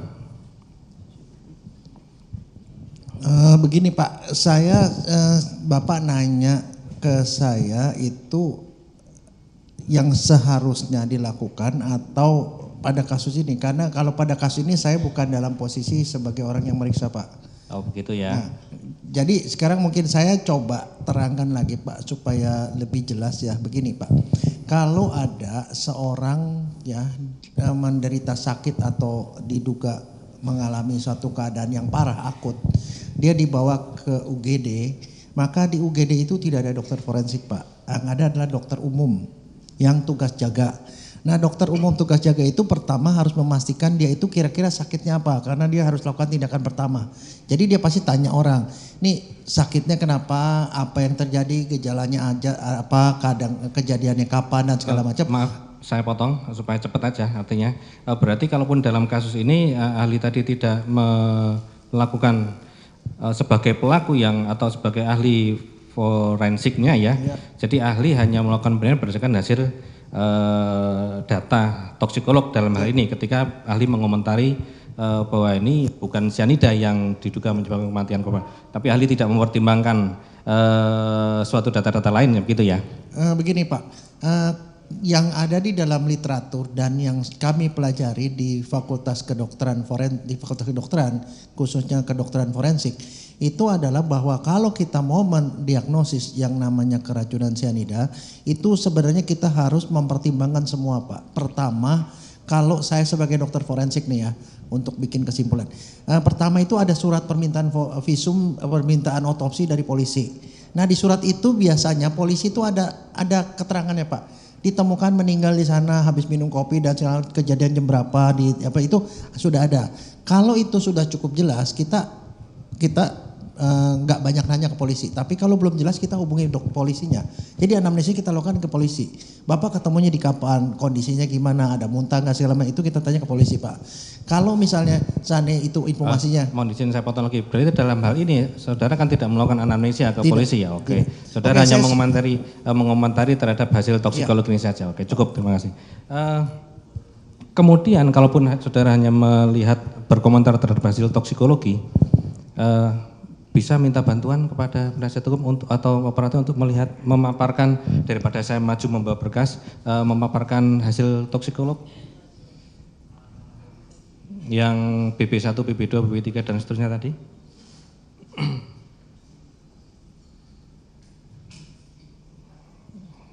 Ya, ini.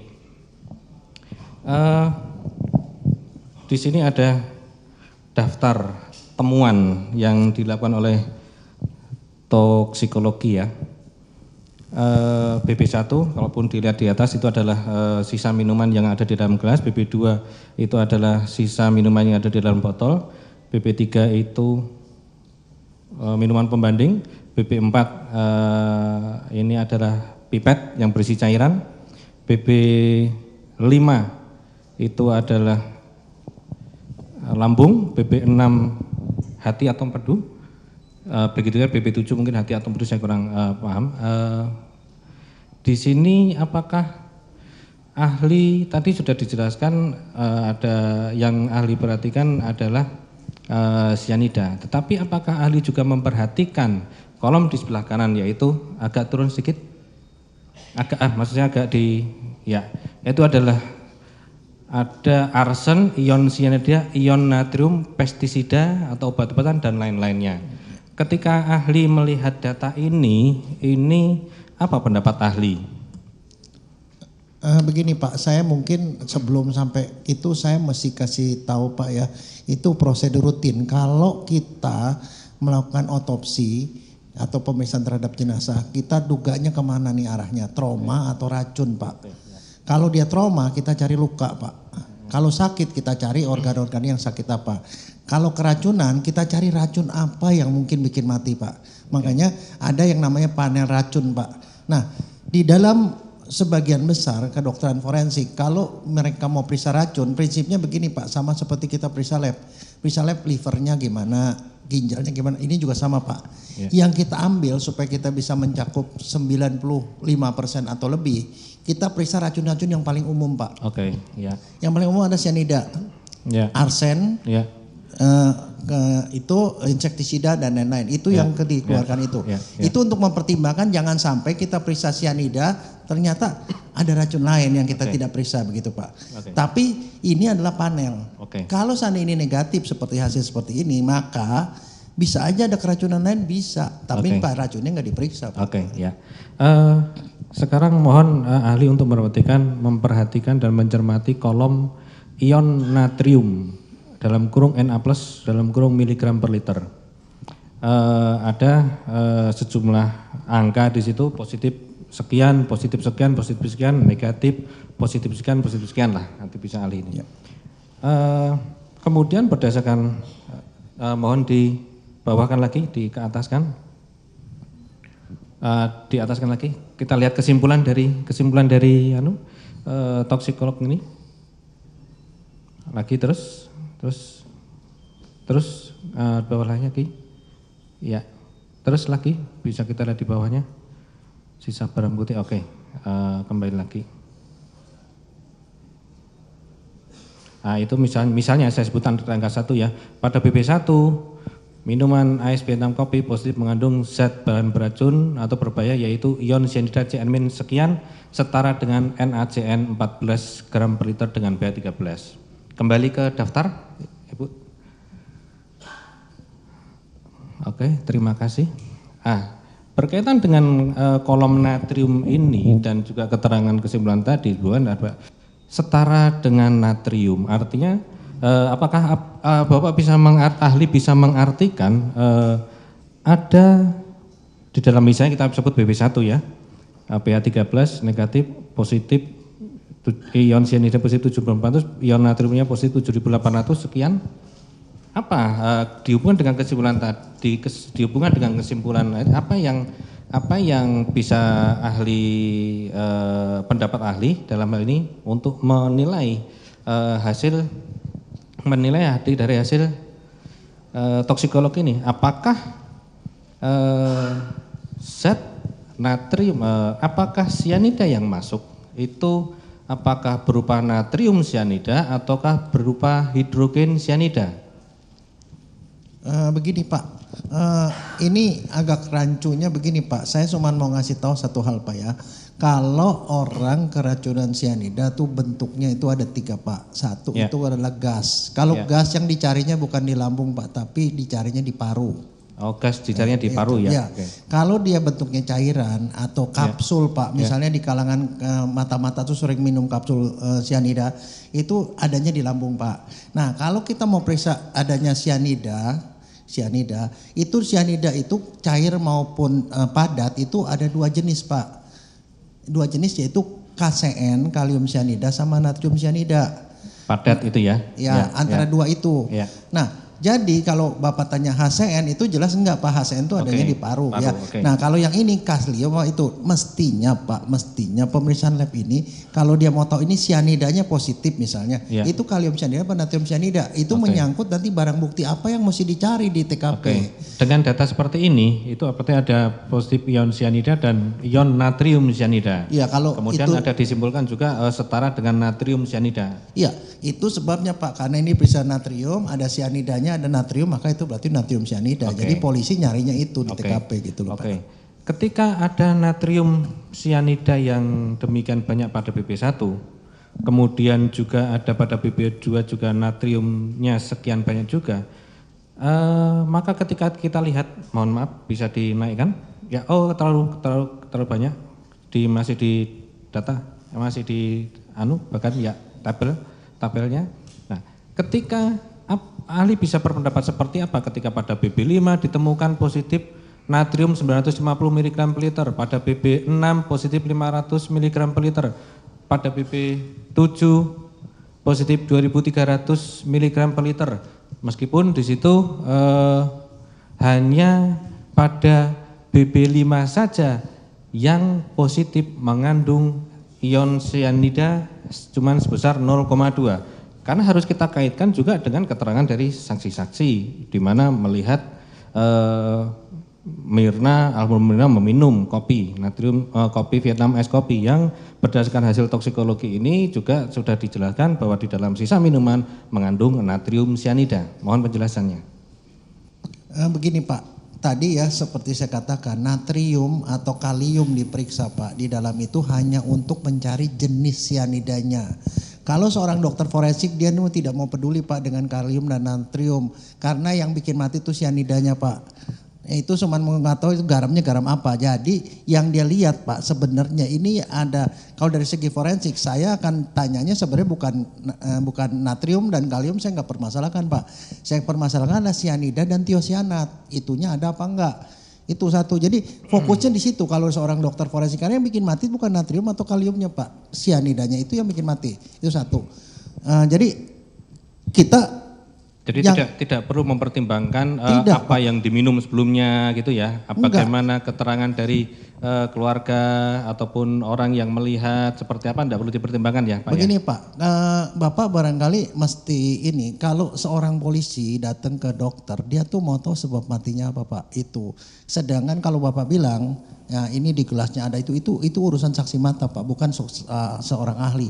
Seorang ahli dokter forensik itu dia menyandang gelar dokter Pak. Dokter itu artinya dia ngomong soal manusia. Ada manusia matinya itu karena apa? Itulah yang jadi concern. Tadi kan saya sudah bilang, seandainya di sini ada baygon Pak 1 gelas, berapapun banyaknya, kalau selama saya tidak minum dan di badan saya tidak ada, berarti saya tidak keracunan baygon Pak. Itu nggak ada hubungannya dengan tugas dokter Pak. Oke, memang perlu diketahui bahwa di visum et repertum pun tidak menjelaskan tentang penyebab kematiannya, masih harus menunggu hasil toksikolog dan inilah hasil toksikologi. Kemudian tentang pendapatnya dituangkan sudah dituangkan dalam berita acara, tadi sudah dibenarkan prosedurnya seperti apa dijelaskan oleh ahli seperti itu, tapi komentar bagaimana pendapatnya nanti tinggal mohon majelis hakim yang menilai. Kemudian tentang saya tertarik tadi terhadap pendapat Bapak bahwa pendapat ahli ya, ada 7.400 ini ahli mengatakan itu cukup besar. Dan apabila itu memang terkandung di dalam minuman, maka ataupun ada orang yang ada di situ, maka juga akan mengalami gejala yang lapse ya. Yang saya tanyakan ketika ahli berpendapat seperti itu sebenarnya bentuk sianida seperti apa? Apakah bentuk sianida gas, cair, padat, garam atau apa? Karena ahli tadi setelah menjelaskan bentuk-bentuk sianida juga. Terima kasih. Begini Pak. Sianida itu kalau dalam bentuk padat itu didiamkan aja itu dia akan berubah sebagian jadi HCN Pak, gas, itu bikin orang teler. Di luar negeri ya kasus keracunan orang lab itu banyak terjadi karena di dalam lab itu semua lab itu pasti ada sianida Pak, natrium sianida dan kalium sianida. Itu kalau tutupnya enggak dikunci keras-keras dan orangnya tidak tahu dia bisa nyium, itu bisa-bisa besok paginya itu di lab itu dia bisa meninggal Pak karena keracunan sianida dari gas. Itu gas menguap Pak. Okay. Jadi yang bikin orang keracunan tuh gasnya itu kalau dia padat. Yang kedua itu cair Pak. Kalau dia ada dalam bentuk cairan itu akan menguap sebagian. Nah tadi cairan yang saya bilang. Akan menguap sebagian ya? Iya, menguap sebagian. Dan kalau. Yang menguap itu apa nih? HCN-nya Pak. HCN. HCN-nya. Meskipun HCN. Awalnya dia NaCN HCN atau bisa bentuk cair juga Pak? Begini Pak, itu reaksi dari NaCN dengan air Pak. Itu kalau di dalam cairan udah ada airnya Pak. Okay. NaCN dengan air menjadi NaOH dan HCN. HCN-nya itu yang kecium. Jadi artinya di dalam satu larutan ini, di sini ada sianida, natrium sianida atau kalium sianida. Di gasnya di atas itu ada HCN. Nah tadi yang saya bilang bisa nyium itu kalau ada di larutan. Larutannya 1 miligram aja. Yang padatannya ada dalam 1 liter itu bisa dicium Pak. Jadi yang dicium itu memang HCN-nya. Jadi tapi asalnya dari HCN itu ya? Iya. Asalnya dari NaCN yang cair itulah mas gitu ya? Iya Pak. Oke. Itu yang bisa dicium dan menurut pendapat ahli itu, yang 7.400 tadi kalaupun ahli berpendapat itu adalah yang HCN-nya atau NaCN-nya menurut ahli? Tadi yang ahli berpendapat bahwa kalau mencium 7.400 bisa sampai akhirnya papar semua atau teler semua itu kalaupun HCN-nya sekian itu Pak ya? Iya, itu kan ion sianida dalam HCN sekian begitu Pak ya? Iya, karena ion sianida 1 itu akan jadi HCN 1 Pak. Oke, iya. Oke, paham. Kemudian tentang saya melompat lagi kepada tentang bagaimana otopsi itu dilakukan Pak. Ketika tadi sudah dijelaskan seharusnya memang ada baiknya, lebih baik lah dan merupakan kedisiplinan ketika dilakukan pembedahan secara menyeluruh baik otak, tenggorokan maupun perut. Nah, tetapi kemudian ahli tadi juga menjelaskan bahkan ahli ketika itu juga mendengar sendiri ketika ada pihak keluarga yang keberatan. Apa yang kira-kira sebaiknya ditempuh? Apakah tetap tidak melakukan otopsi atau pengambilan sampel itu merupakan suatu hal yang harus ditempuh juga? Atau bagaimana menurut pendapat ahli ketika ada keluarga yang memang keberatan dan sudah dilakukan kemudian pendekatan, tadi ahli juga sudah menjelaskan bahwa rupanya selama di selama di rumah duka ya, ada pembicaraan yang akhirnya kemudian dibawalah jenazah itu keluar dari rumah duka. Kira-kira apa yang kemudian ketika terjadi kasus seperti itu, apa yang pendapat ahli jalan keluarnya seperti itu?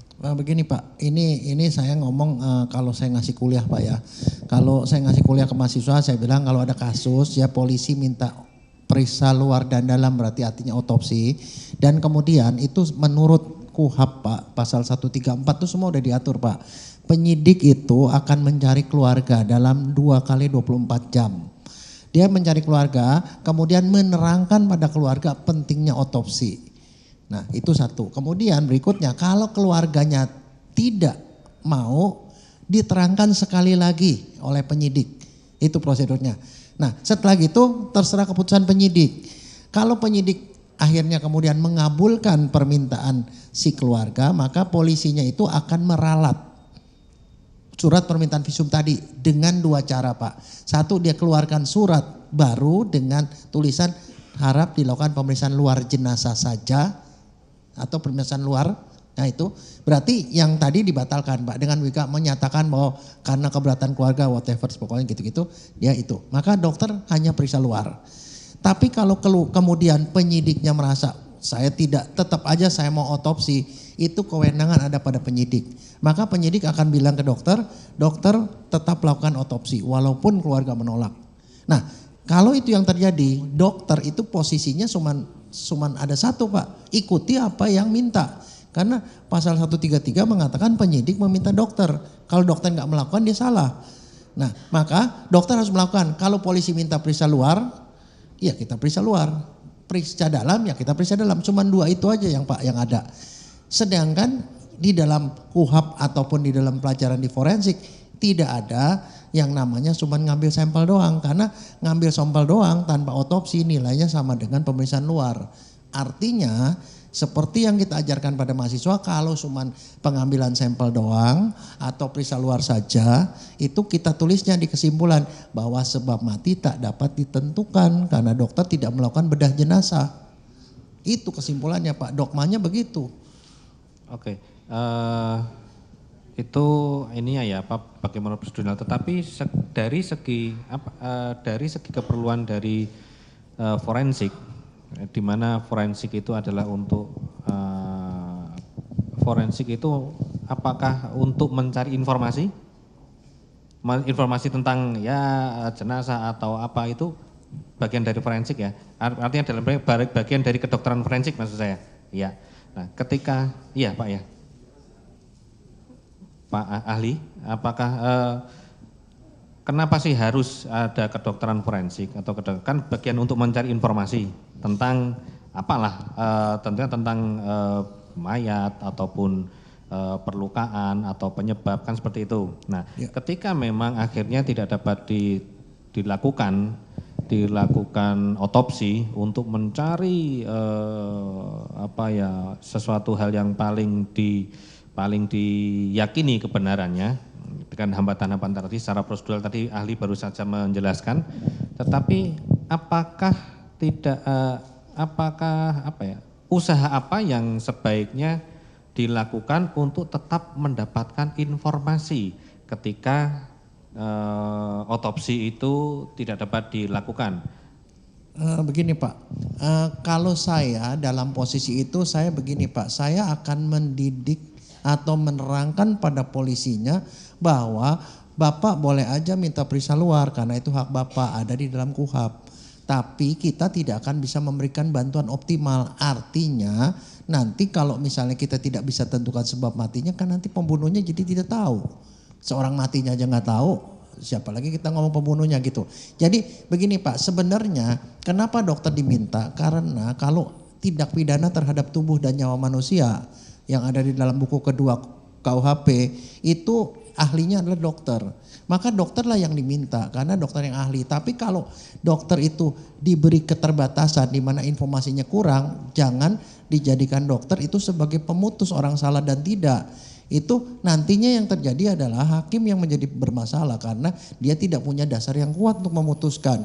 Itu sebabnya pada kasus-kasus seperti ini Undang-undang memberikan solusi ketiga Pak, yaitu pasal 135, di mana dimungkinkan untuk gali jenazah Pak, gali kubur untuk menentukan sebab mati.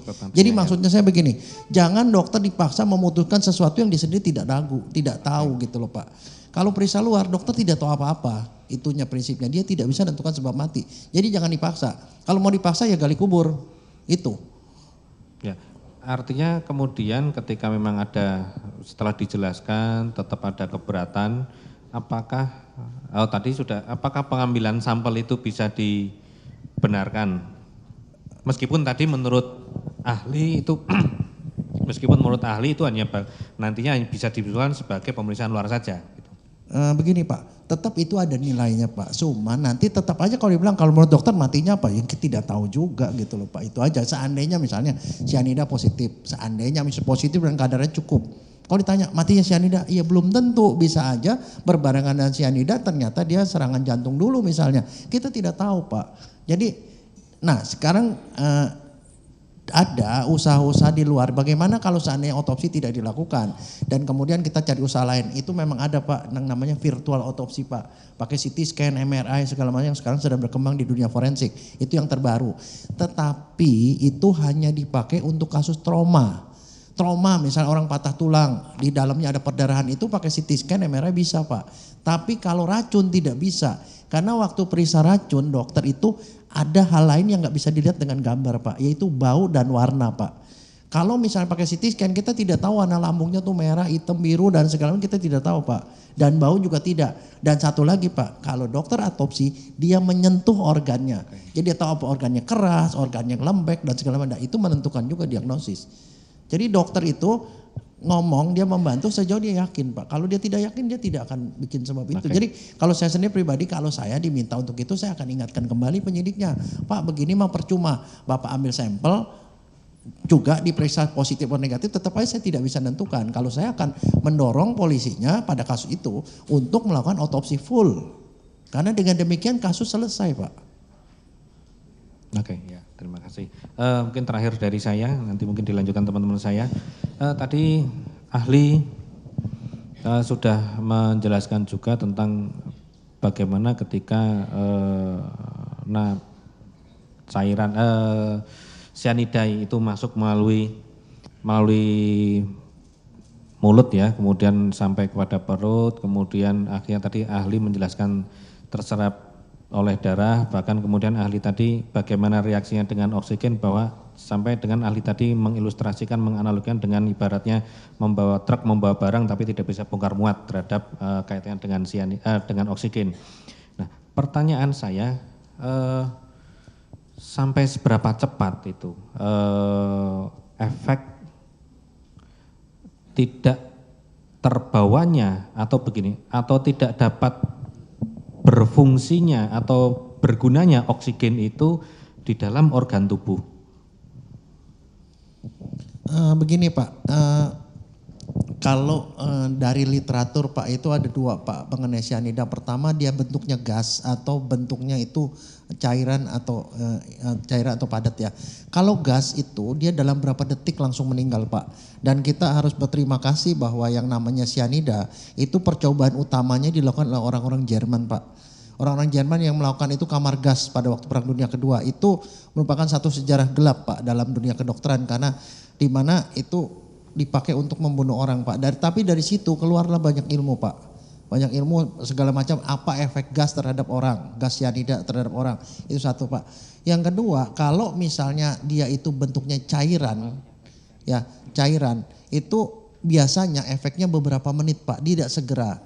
Jadi dia bisa makan waktu 5 menit, 10 menit, 20 menit itu bisa Pak. Tergantung kadarnya berapa banyak. Tergantung kadar berapa kadarnya. Banyak ya. Tapi kalau dia makannya dalam bentuk padat Pak, itu memang sudah di-prepare sebelumnya. Itu dimasukin dalam kapsul, isi kapsulnya 150 sampai 250 mg Pak. Itu dia taruh di kantong. Jadi kalau saya tuh spy, Misalnya saya diinterogasi daripada saya buka rahasia negara, saya kemut itu langsung saya meninggal seketika itu juga Pak. Itu setahu Bapak dari literatur yang Bapak baca sampai berapa kapsul itu tadi? 150 sampai 250 Pak, itu lethal dose, artinya kalau dimakan langsung mati Pak, itu segitu. Dari literatur yang Bapak baca bentuk padat itu biasanya apa Pak? Itu NaCN dan KCN Pak, tapi lebih banyak KCN Pak. Lebih banyak KCN ya? Ya, KCN itu hampir semua lab ada, tapi NaCN itu lebih jarang Pak. Oke. Dilanjutkan lagi Pak, jadi gimana? Kalaupun bentuk padat itu juga cepat Kalau juga bentuk ya? padat itu cuma dikemut aja Pak, langsung larut, langsung meninggal Pak seketika itu juga Pak. Nah makanya itu penyebab meninggalnya tadi itu kan karena organ tidak bisa menampung oksigen begitu ya Pak? Bukan begini Pak, jadi cyanida masuk ke dalam lambung, kemudian masuk ke hati mencoba melakukan detoksifikasi tapi dia tidak sanggup karena jumlahnya terlalu banyak. Nah cyanida yang kebanyakan itu dia akan lari, dia akan mengikat enzim pernapasan Pak. Namanya sitokrom oksidase A3. Nah sitokrom itu adalah enzim yang bisa yang fungsinya melepaskan oksigen oleh Hb. Kan kita tahu Hb itu mengangkut oksigen. Hb ditambah O2 jadi HbO2 di dalam paru itu dibawa ke jaringan. Kemudian HbO2-nya itu dilepas supaya oksigennya itu dipakai oleh jaringan. Nah enzim yang melepas itu yang dihambat oleh cyanida Pak. Nah karena itu maka pada orang keracunan cyanida enzim itu tidak bekerja maka Hb itu bawa banyak oksigen tetapi oksigennya tidak bisa dipakai. Jadi orang itu seperti kayak tikus ada di dalam lumbung mati kelaparan Pak, seperti itu. Jadi HbO2-nya tinggi, artinya oksigennya tinggi tapi nggak bisa, dia kekurangan oksigen. Itu sebabnya salah satu gejala utama dari orang yang keracunan cyanida adalah merah terang itu Pak. Merah terang karena kenapa? Oksigennya banyak tapi dia kekurangan oksigen gitu loh. Tapi itu hanya di hati saja ya? Atau di seluruh organ seluruh tubuh Pak, sitokrom oksidase itu ada di seluruh tubuh Pak. Seluruh tubuh kita perlu oksigen dan karena CN-nya berlebih dan dia ada di mana-mana maka terhambat semua oksigen di seluruh tubuh. Tapi yang bikin orang mati Pak itu adalah otak dan jantung. Yang bikin orang mati adalah otak dan jantung. Karena Kenapa dua organ itu adalah organ yang paling membutuhkan oksigen. Kita tahu kalau kita tahan napas 5 menit aja kita pasti mati Pak. Jadi otak itu banyak oksigen di situ tapi dia nggak bisa pakai. Akhirnya, nah itu yang akan terkena di otak itu adalah daerah itu corpus callosum dan substantia nigra Pak. Ada satu bagian otak di bagian tengah itu yang kekurangan oksigen. Kalau otak itu mati, kemudian apakah otak atau jantung yang saya pertanyakan adalah otaknya ya. Ketika otak mati apakah fungsi tubuh juga masih tetap berjalan? Begini Pak, kalau teorinya itu kita punya 3 organ vital Pak. Bukan alat vital Pak, ya itu beda Pak kalau itu Pak. Organ vital itu adalah 3 Pak, otak, jantung dan paru. Otak itu CPU-nya Pak. Otak CPU-nya. CPU-nya jadi yang mengatur semua. Paru itu yang memasok oksigen, sedangkan jantung itu yang menyebarkan oksigen ke seluruh tubuh. Nah, kalau salah satu aja mati, pasti yang lainnya mati, Pak. Itu. Jadi kalau otaknya itu dia mati, kekurangan oksigen dia mati, otomatis nanti jantung dan parunya juga ikut mati, Pak. Artinya yang saya tanyakan mungkin agak lebih ini lagi ya, sebuah proses yang lebih kecil lagi ya. Apakah juga metabolisme juga terjadi ketika otak sudah mati? Metabolisme itu biasanya kalau mati itu enggak sebagai satu yang tiba-tiba mendadak mati. Mati itu adalah satu proses Pak, namanya dying atau sakaratul maut, itu ada proses. Di mana mula-mula otak mati, kemudian karena otaknya mati, kemudian dia tidak memerintahkan jantung untuk berdenyut, jantungnya stop berdenyut. Dia nggak memerintahkan paru untuk bernapas, dia berhenti bernapas. Pada saat itu habis, itu juga belum tentu mati Pak. Masih ada waktu, mereka masih dapat oksigen yang sisa-sisa barangkali. Sampai kemudian dia mati benar, itu yang kita sebut mati klinis Pak.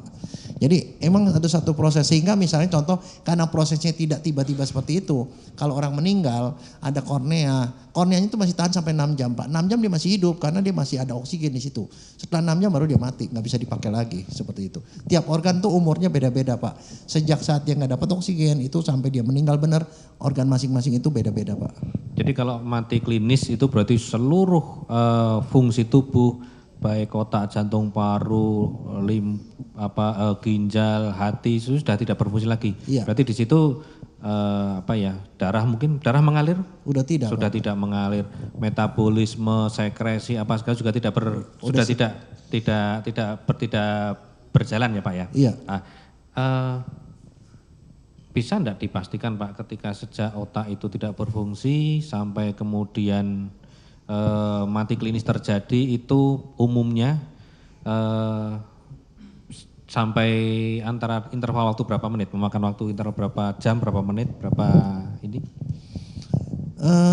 Begini Pak, itu sebenarnya sih tergantung Pak, kalau dalam kondisi normal segitu sekitar 10 menit atau 15 menit juga sudah habis semua Pak biasanya. Cuman kalau sekarang ini kedokteran tuh udah begitu modern Pak, jantung stop bisa diganti sama jantung buatan di luar. Dia nggak bisa napas pakai respirator, segala macam. Jadi itu membuat dokter itu jadi bingung Pak, ini sebenarnya dia udah mati apa belum. Mungkin Bapak ingat kasus Sukma Ayu, itu sampai sekian bulan, 5 bulan tuh kita tidak tahu dia mati apa enggak. Akhirnya dicopot meninggal juga. Seperti itulah Pak. Jadi kita tidak tahu. Gitu karena dunia kedokteran itu sudah berubah Pak. Makanya canggih ya. Kemudian sekarang itu mereka bikin kesepakatan daripada kita nggak ada kepastian begitu. Kalau di luar negeri Pak, untuk menentukan ini benar-benar mati apa enggak, kadang-kadang mereka minta putusan dari pengadilan Pak. Tapi di sini tuh tidak terjadi. Mungkin Bapak ingat kasus Agian. Agian itu di mana dia dalam kondisi mati batang otak, kemudian suaminya udah frustrasi karena udah gak punya duit lagi, kemudian dia minta supaya dicabut peralatannya. Kan dia minta kemana-mana tapi pengadilan juga gak berani mutusin. Di kasus Nyonya Indah itu di Jogja itu juga sama kejadian 10 tahun Pak, itu dia di dalam ICU gak tahu mati apa enggak. Sehingga internasional kita sekarang menganut yang namanya mati batang otak Pak. Jadi kalau batang otaknya mati walaupun jantungnya masih berdenyut, parunya masih berdenyut, kita bilang dia udah mati. Itu kesepakatan aja Pak. Supaya apa? Supaya ada kepastian dokter. Karena dokter itu kalau udah ada orang pakai respirator mau dicopot, dokternya jadi guilty feeling, ini dicopot hidup apa enggak gitu. Jadi dokternya nggak mau kerjain nih, suruh pengadilan nggak bisa mutusin.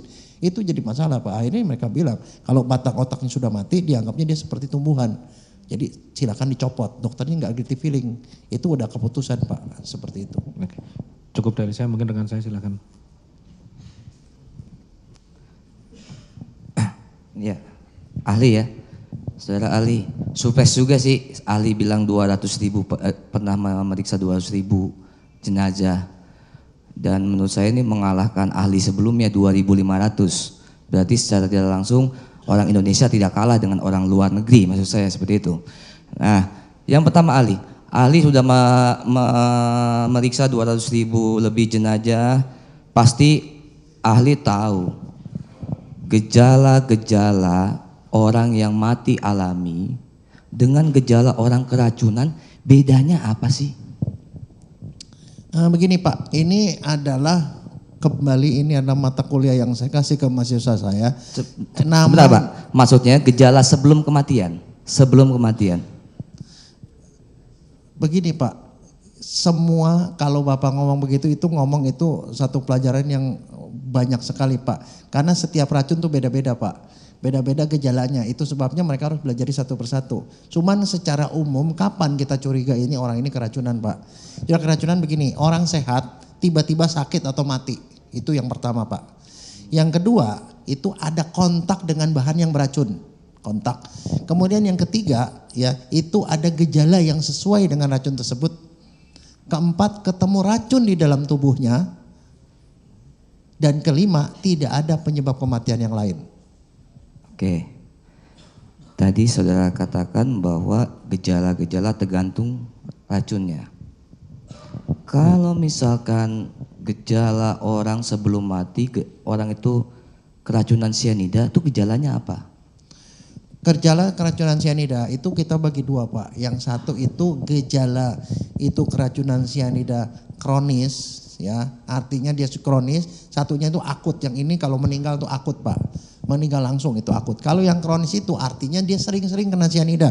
Siapa? Banyak di antara kita Pak. Si orang-orang yang perokok itu Pak, itu dia masukin sianida Pak ke dalam tubuhnya. HCN-nya itu cukup tinggi Pak. Dalam rokok itu ada 300 bahan yang berbahaya Pak. Antara lain sianida.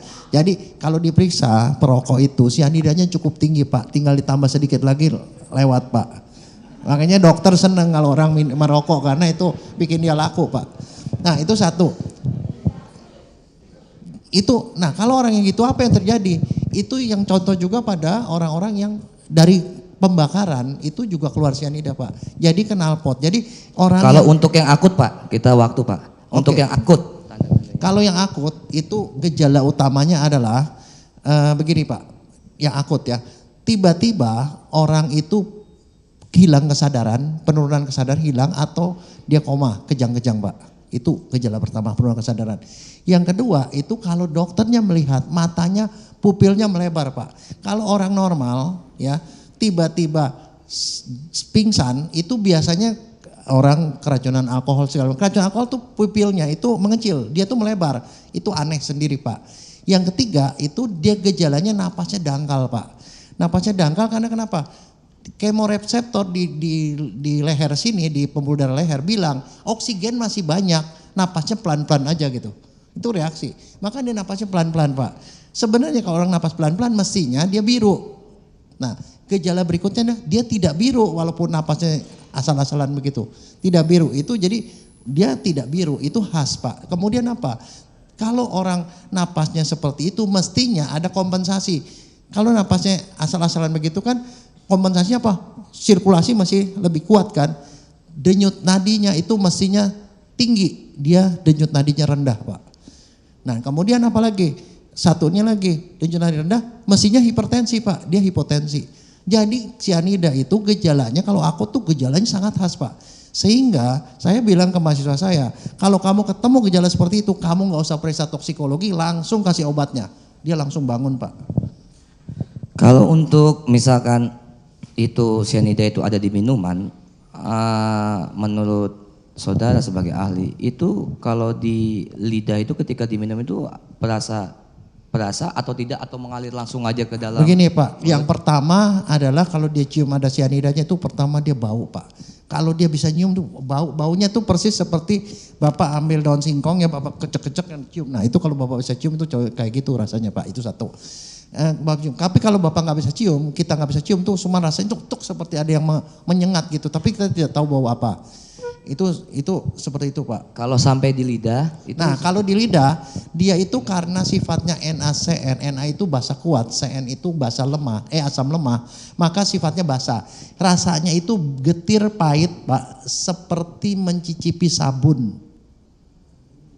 Seperti mencicipi sabun Pak. Kalau mau coba bisa Pak.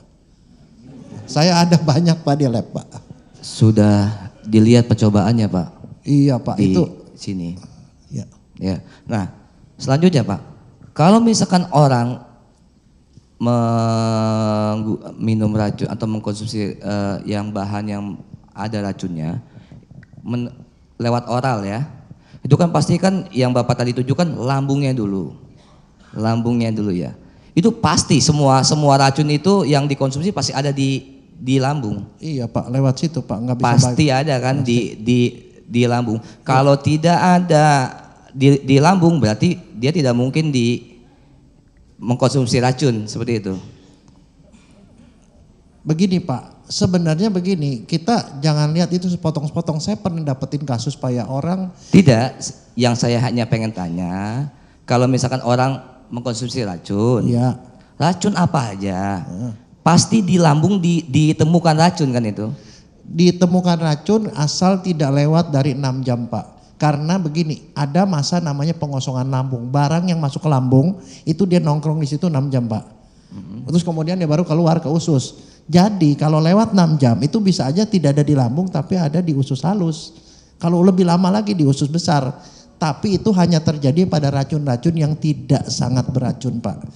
Kalau cyanida nggak begitu. Tapi kalau yang mengakibatkan kematian, khusus untuk racun yang mengakibatkan kematian, racun akut, kematiannya akut itu, tapi semua racun itu pasti ditemukan di lambung.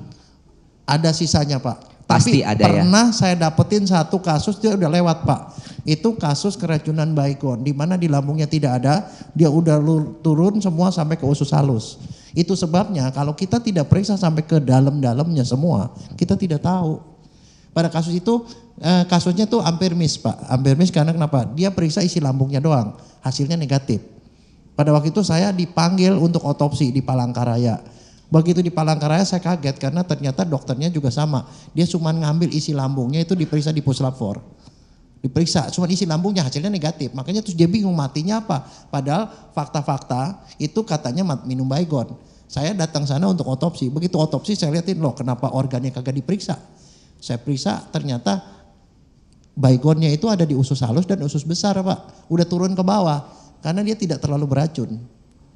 Jadi sempat lama dia hidup. Kalau udah sampai ke situ Pak udah lewat 6 jam Pak. Ya. Kalau Anda sebagai ahli, ketika ada mayat datang ke tempat saudara, terus kan saudara kan tanya kepada orang ya, penyidiknya atau orangnya, ini sebabnya apa? Dikatakan bahwa dia mati ini dikarenakan meminum sesuatu tiba-tiba kolaps meninggal. Ya. Itu kalau Anda sebagai ahlinya itu kesimpulan awal Anda itu seperti apa? Begini Pak, ini juga doktrin Pak. Dokter itu tidak boleh nebak Pak. Tidak boleh nebak. Jadi kalau kita tahu gitu itu ada informasi. Kemudian dokter melakukan pemeriksaan luar.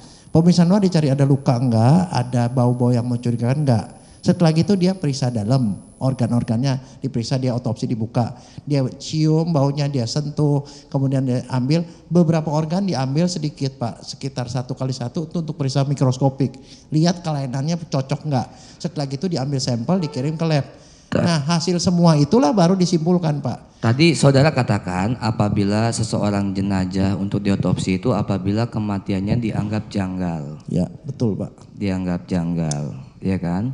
Nah, berarti kan kalau saudara bilang mau diotopsi kan ini sebelum saudara membuat keputusan otopsi atau tidak ini di sini ketika ada mayat datang, ada kronologis disebutkan bahwa ada dia minum sesuatu meninggal, kesimpulan saudara awal itu ini matinya wajar atau tidak wajar? Betul Pak, itu Pak justru itu yang tadi kalau Bapak perhatikan yang saya omong, begitu ada mayat, dokter periksa luar, mencium dan menyentuh, nanya-nanya, atas dasar itu dia cuma memutuskan 2 Pak, bukan sebab mati. Iya. Memutuskan ini wajar tidak wajar. Kalau wajar, dia keluarin surat karena dengan melakukan tanya jawab aja udah cukup karena penyakit itu ya, gejala. kalau sesuai dengan kronologis itu, kalau Anda sebagai ahli itu wajar atau tidak wajar? Tidak wajar Pak. Tidak wajar. Tidak wajar. Sebentar.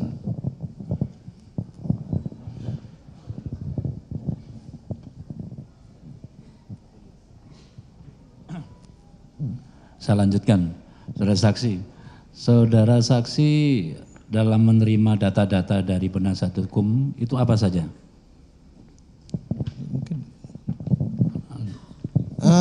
Yang saya terima sih pada waktu itu adalah yang hasil surat permintaan otopsi, kemudian hasil permintaan rekam medis dari Rumah Sakit Abdi Waluyo, terus hasil rekam medisnya yang terkait dokter-dokter aja Pak sama hasil lab itu Pak. Hasil visum et repertumnya? Saya baca juga. Baca. Saudara membaca hasil visum et repertumnya? Iya. Kalau saudara membaca hasil visum et repertum dari dokter forensik, iya. Apa kesimpulan dari dokter forensik itu? Itu bisa dibaca Pak di situ Pak. Ya monggo, silakan. Itu coba diperbesar. Itu dia bilang kan sebab mati itu menunggu hasil lab kan itu. Menunggu hasil lab. Kalau menurut saya, ya kalau menurut saya. Enggak, dibaca aja Pak kesimpulannya, monggo. Karena Anda sudah membaca data-data yang disampaikan penasihat hukum. Ya maksudnya apa Pak dibaca Pak? Itu kita semua bisa baca Pak. Iya, artinya ini. Enggak, Bapak tolong tunjukkan bagian mana yang Bapak mau tanya gitu loh. Lah ya, kan di kesimpulannya baca. Kalau Anda membaca kesimpulannya tolong dibaca. Apa yang saudara analisa terkait dengan hasil visum et repertum itu. Sekarang ini Pak ya, ini pertama dokter itu mengatakan siapa yang diotopsi itu seorang perempuan usia 25 sampai 30 tahun, itu mengenai identitas Pak. Yang kedua sudah dilakukan pengawetan jenazah, ya itu artinya sudah ada intervensi dari luar dan dirias. Terus kemudian pada pemeriksaan luar tidak ditemukan adanya luka, berarti dia itu bukan trauma Pak. Yeah. Kemudian pada bibir bagian dalam berwarna kebiruan, itu artinya di kekurangan oksigen Pak. Yeah. Dan ini kekurangan oksigen. Kemudian pada pemeriksaan histopatologi forensik, lambung tambah kelainan yang diakibatkan oleh bahan korosif. Yeah. Terus sebab kematian orang ini adalah menunggu hasil lab forensik. Ya. Artinya dokter visum et repertum kan meminta ahli ya toh, dari lab, yaitu yang disampaikan dalam bentuk laporannya atau kesimpulan dari hasil pemeriksaan terhadap barang bukti minuman kopi, dan hasilnya oleh Dr. Nur Samran disampaikan juga dalam persidangan. Dan ini fakta bahwa dalam hasil pemeriksaan dokter toksikologi bahwa terdapat di dalam minuman Vietnamese kopi itu ada mengandung sianida. Nah, terkait dengan pendapat saudara tadi, apakah saudara juga mencermati hasil yang diberikan oleh dokter forensik maupun dokter toksikologi? Begini Pak, ini adalah sebenarnya pembagian tugas Pak. Kalau yang menghitung kadar itu adalah ahli lapor. Beliau itu sudah melakukan tugasnya Pak. Nah, dari lapor itu kan barang buktinya sebenarnya dibagi dua Pak. Adalah masalah barang bukti di TKP dan satu lagi barang bukti yang berasal dari manusia.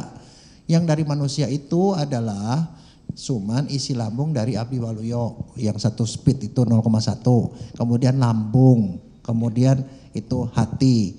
Jadi kalau saya jadi dokter forensik, saya tuh tidak mau tahu dengan hasilnya yang di dalam gelas itu karena itu bukan urusan dokter Pak. Iya, artinya apakah fakta yang telah ditetapkan oleh dokter-dokter tadi menjadi tidak berarti di dalam persidangan ini? Nah itu justru kalau Bapak mau nanya gini, saya justru bisa balik Pak, balik ke bukti Ya, tadi oke. Pak. Apa tanggapan saudara? Ke hasil itu bukan visum. Justru saya baliknya ke sini Pak. Tadi ya Pak ya, ini sebenarnya kembali ke diagnosis tadi Pak. Diagnosis dokter itu satu itu ya ada orang sehat tiba-tiba meninggal. Ini cirinya Pak. Kontak itu adalah tugas penyidik Pak. Apakah dia minum apa enggak itu tugas penyidik bukan tugas dokter Pak. Kemudian ada gejala yang sesuai. Nah gejala yang sesuai itu kalau orangnya udah mati kita nggak bisa lihat kecuali adalah temuan otopsi Pak. Nah kemudian adanya racun di dalam tubuh. Nah racun di dalam tubuh. Nah kemudian baru itu tidak ada sebab mati lain. Nah dari situ kita bisa lihat Pak. Pertama nih ya kalau kita ngomong soal gejalanya kita nggak lihat matinya, kita lihat cuma mayatnya. Kita lihat bibir bagian dalam berwarna kebiruan, pada sianida mestinya merah Pak, bukan biru Pak. Satu. Kedua, kalau mukosa Tunggu dulu, kalau Bapak berbeda dengan hasil dokter yang sudah melakukan terhadap jasad maupun mayat Mirna pada saat itu, ya toh? Apakah saudara juga bisa berpendapat sedangkan saudara tidak melakukan? Bukan Pak, saya tidak Itu. berpendapat Pak. Gini Pak, kesesuaian. Jadi gini loh Pak, kalau misalnya itu Nah, tunggu dulu, kalau masalah kesesuaian, apakah saudara juga disampaikan data-data terkait dengan kejadian peristiwa tindak pidana ini? Tidak Pak. Diceritakan nggak oleh, Saya disampaikan nggak data-data itu oleh penasihat hukum?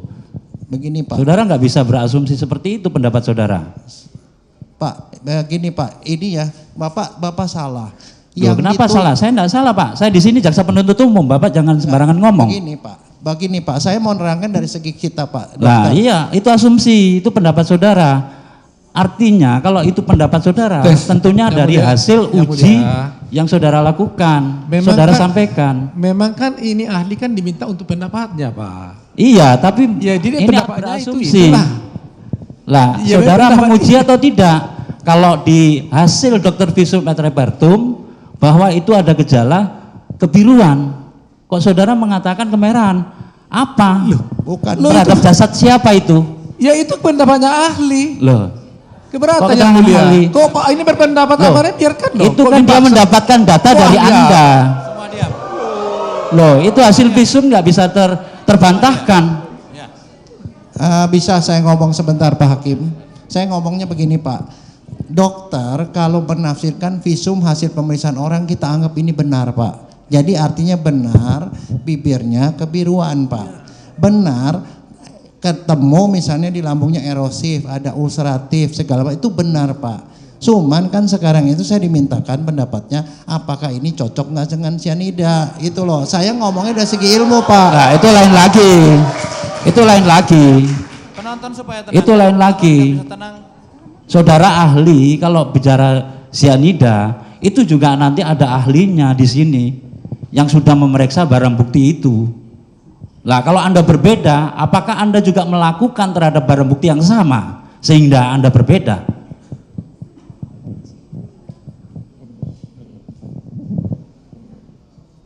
Ayo jawab. Loh, Saya justru bingung Bapak nanyanya apaan Pak. Nah, Anda juga jangan membuat bingung kami. Ya, Silakan jawab. begini ya. Jadi ya, coba tenang ya, semua tenang. Kalau nggak tenang kita skors, ya. Supaya ahli, kan ahli mendahului pendapatnya itu karena ada data dari penasihat hukum yang disodorkan kepada saudara. Ya. Ya toh? Dengan data itu apa pendapat saudara? Ya, betul Pak. Ya, begitulah. Ya, supaya jangan bingung. Ya. Jadi saya ini sama sekali tidak bilang ini salah Pak. Ini emang temuan dan dokter tuh nggak boleh bohong Pak. Saya yakin 100% bahwa ini tidak bohong, kenyataan seperti itu. Kan saudara sudah bersumpah. Ya. Ya kan? Iya. Nah, karena hasilnya seperti ini, cuman tadi kalau soal lab saya bilang saya sih tidak mau peduli dengan hasilnya yang di gelas segala macam. Yang kita peduli adalah hasilnya dengan yang di lambung. Berarti Anda berpihak. Kalau begitu, hanya membedakan ini yang hanya di gelas tidak saya Jangan ya. tanggapi. Lah itu Anda memihak begitu. Keberatan kami majelis hakim. Ya keberatan saya. Kami jasa penuntut keberatan.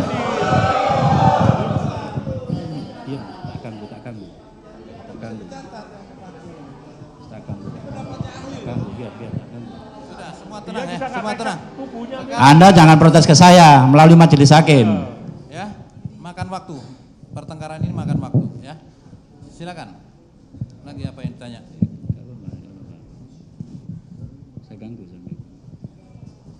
Silakan penuntut umum, apa yang ditanya lagi? Ya itu tadi saya sampaikan. Ada perbedaan. Apakah saudara juga melakukan, kan tanda-tanda tadi ada kebiruan, tapi Anda mengatakan kemerahan. Dasarnya apa? Saudara tidak melakukan otopsi terhadap jasad itu. Saya menyimpulkan. Bapak begini Pak, Bapak salah sangka Pak. Saya nggak mau memaksa dia jadi merah terang Pak. Saya ini ngomong teorinya kalau sianida seperti ini, kalau datanya seperti ini tidak cocok Pak, itu loh. Berarti Anda, Sudah sidang skor saja kalau. tunggu dulu, berarti kalau Anda ribut, keluar saja ya. Ya. Kalau penonton masih ribut, kita skor, penonton keluar baru sidang kita lanjutkan. Ya.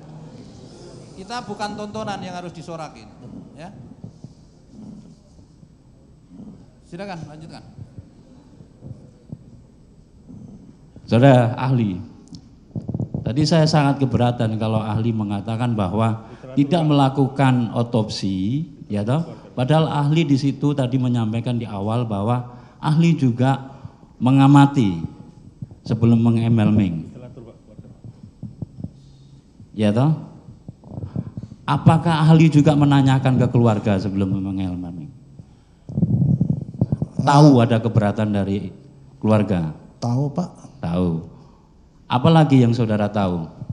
Dia keberatan, dia meninggal karena sehabis minum kopi mendadak meninggal. Oke. Itu aja Pak. Ya. Dan sudah ada polisi di situ Pak. Nah, perkembangan lebih lanjut setelah itu penyidikan dilaksanakan. Kan itu penyidik telah menemukan dari beberapa barang bukti. Kemudian dimintakan kepada rumah sakit untuk melakukan otopsi. Nah, kesimpulan dokter melalui visum et repertumnya ditindaklanjuti untuk mengetahui racun apa yang masuk dalam tubuh korban. Maka itu ada ahli toksikologi. Dan ahli toksikologi secara tegas dan menyatakan bahwa barang bukti yang tidak terbantahkan tadi mengandung sianida. Berdasarkan saksi fakta-fakta yang ada di Olivier bahwa kopi itu berasal dari yang dipesan oleh terdakwa untuk Mirna dan itu diminum dan kemudian di dalam lambung ditemukan ada sedikit dan itu disimpulkan juga di dalam hasil visum et repertum pada korban ditemukan kelainan pada lambung yang berupa adanya pendarahan pada mukosa lambung disertai erosi yang menurut dokter ahli patologi anatomi dapat diakibatkan oleh bahan yang bersifat korosif. Korosif yang terjadi pada lambung sangat berat karena hampir seluruh permukaan dinding lambung mengalami korosif. Nah, dari hasil toksikologi menyatakan bahwa kopi yang diminum korban Mirna adalah bersianida. Nah, sedangkan ahli mengatakan bahwa kopi yang ada dalam hasil pemeriksaan itu juga terdeteksi adanya kafein, bukan hanya sianida aja. Lah artinya di situ ada kesesuaian. Ada kesesuaian. Itu kan kesimpulan. Lah ini memang penuntut kesimpulan. umum. Bukan, Ini pertanyaan kesimpulan. aja. Lah Tanya makanya aja nanti saksi pertanyaannya, ini. apakah menurut pendapat ahli setelah menerima data-data itu juga membaca dan menganalisa, pendapat saudara seperti apa? Begini Pak ya, kembali Pak ya, kita itu dokter itu diminta pendapatnya sebagai dokter. Jadi saya sebagai dokter saya tidak akan komentari hal-hal yang bukan soal kedokteran Pak. Itu kesalahan banyak ahli di sini, seringkali dia ngomong itu sesuatu yang bukan bidangnya Pak. Nah, mengenai sianida di dalam gelas itu adalah penyidik yang harus menghubungkannya itu dengan si korban. Tapi saya sebagai dokter forensik saya tidak punya kepentingan itu Pak. Kepentingan saya diminta penyidik ya, dokter ini juga diminta penyidik itu untuk menentukan sebab mati. Kalau untuk sianida, seorang dikatakan meninggal karena sianida kalau ketemu sianida yang cukup banyak di dalam lambung dan di livernya itu ada sianida dan tiosianat. Itu. Kita ngomong soal sianida. Kalau tidak ya tidak. Pak Bapak nanya sama seluruh dokter forensik sedunia juga ngomongnya sama Pak. Itu doktrin Pak. Nah, hubungannya dengan sianida apa? Menurut pendapat ahli. Begini Pak, Dari kalau data-data yang disampaikan itu. saya kembali ngomong ke sini Pak ya, yang concern saya ini adalah barang bukti yang berasal dari lambung, dari lambung di Rumah Sakit Abdi Waluyo, lambung yang diambil oleh dokter yang otopsi dan hati Pak. Itu. Dari situ itu tidak menunjukkan bahwa ada sianida yang masuk, itu aja Pak, dan tidak ada yang di metabolisme. Apakah di lambung juga ada kafein? Pak, kafein nggak bikin mati Pak, ada nggak ada? Enggak, ada nggak di lambung? Pertanyaannya, apakah di lambung juga ada kafein? Ada Pak. Nah ya, ada.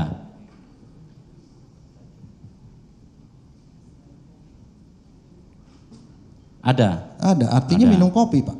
Artinya minum kopi, ya cukup. Ya tapi kalau sianida aja nggak ada ya kagak ada lah Pak, itu kopi aja Pak. Mungkin ada racun lainnya sih dia tidak tahu. Dokter nih Pak ya kalau tanya data ini, dia cuma bilang bahwa orang ini memang meninggal. Meninggal kemungkinan karena keracunan, tapi keracunan bukan sianida apa itu dia tidak tahu. Apakah mungkin sakit juga tidak tahu Pak, itu kesimpulannya Pak. Tes. Saudara ahli, Ya. mungkin bisa diperhatikan ke sini arah duduknya, biar fokus nanti takutnya nggak dengar. Santai aja kita ya. Ada yang mau saya tanyakan. Saya tadi kalau nggak salah dengar, saudara bilang ditanya oleh rekan saya bahwa saudara kapasitas hadir di sini sebagai ahli apa tadi? Sebagai ahli Pak untuk nafsirin Iya, ini. ahli apa? Ahli kedokteran forensik Indonesia yang menguasai forensik klinik, forensik toksikologi, antropologi dan Jadi lain-lain. forensik saja. Forensik toksikologi termasuk Pak. Toksikologi. Termasuk. Saudara tadi bilang, tadi dijelaskan juga, kalau nggak salah dengar saya catat itu, bahwa dokter forensik harus tahu pasal Ya Pak. dan harus tahu kedokteran. Saya mau tanya, keterangan ahli itu apa sih? Menurut KUHAP?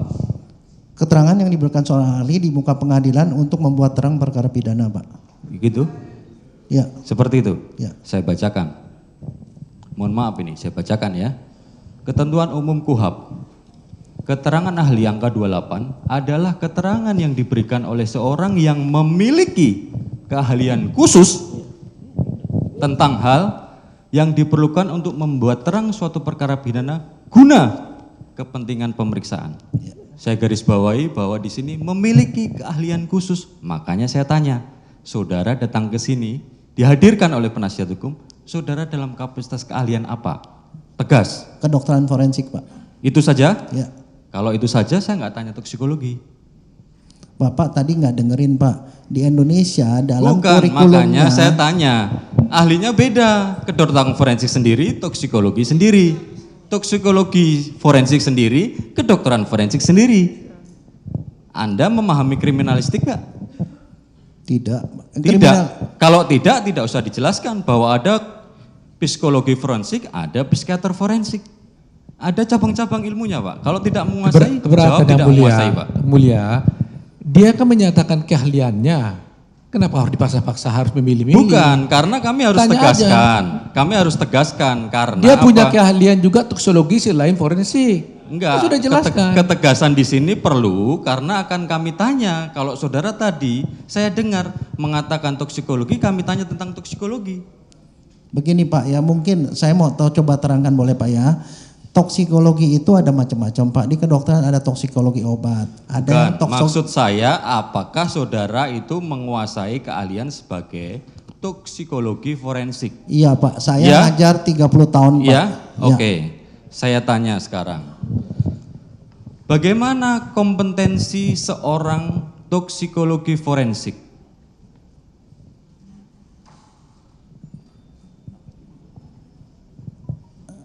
Maksudnya Bapak apaan? Loh, hal ini kan tadi toksikologi forensik. Iya. Sebentar, sekarang Enggak, sekarang daripada gini, kita Pak. seperti itu, sekarang saya tanya, apakah saudara pernah mendengar atau membaca tentang TIAF? Pak, begini, Pak. Saya boleh nggak saya terangin dari Bukan, segi saya, jawab Pak? jawab saja pertanyaan saya. Apakah saudara pernah mengetahui tentang TIAF? Tahu? Apa? Itu perhimpunan kedokteran toksikologi forensik dunia, Pak. Iya.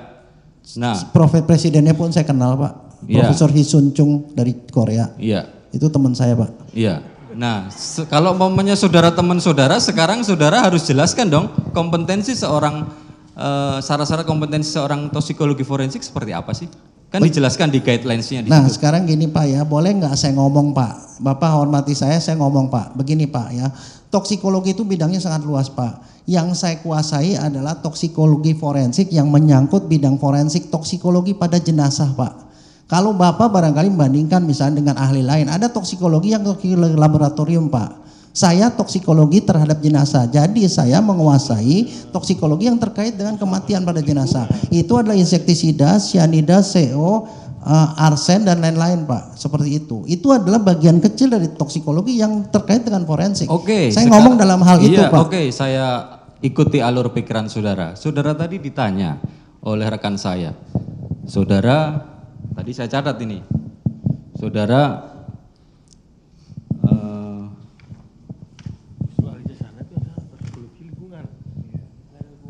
tidak belajar dengan tentang kimia analisis. Benar nggak tadi? Saya catat. Ya, benar. Ya. Saudara farmakokinetik belajar sedikit. Itu nggak ada kaitan dengan forensik, Pak. Saya bilang kedokteran toksikologi forensik yang terkait forensik, Pak. Itu yang Bapak ngomong itu terkait dengan kimia yang lain, Pak. Bukan. Toksikologi lain, Pak. Makanya saya tanya, apakah benar seperti ini? Iya. Farmakologi sedikit. Belajar sedikit, kan gitu? Ya. Ya. Sekarang saya tanya, bagaimana sih kompetensi seorang toksikologi forensik itu menurut tadi yang saudara bilang kenal dengan presidennya TIAF itu tadi? Pak, itu kan pengetahuan umum sebagai seorang toksikologi forensik. Saya pikir toksikologi forensik pasti tahu. Sama seperti ketika kita seorang ahli hukum tanya tentang KUHP pasti tahu. Nggak ada hubungannya, Pak. Loh, ada hubungannya karena umumnya saudara tidak tahu, kami kan juga menyaksikan keahlian saudara. Nah, gimana saudara bisa melihat bahwa analisa kimia sementara saudara tidak menguasai analisis kimia? Gini aja, sekarang jaksa bertanya kepada ahli, kalau ahli bisa menjawab dijawab, kalau ahli tidak Ya, bisa sekarang gitu, apakah saudara bisa menjawab kompetensi seorang forensik, toksikologi forensik seperti yang di guidelines TIAF?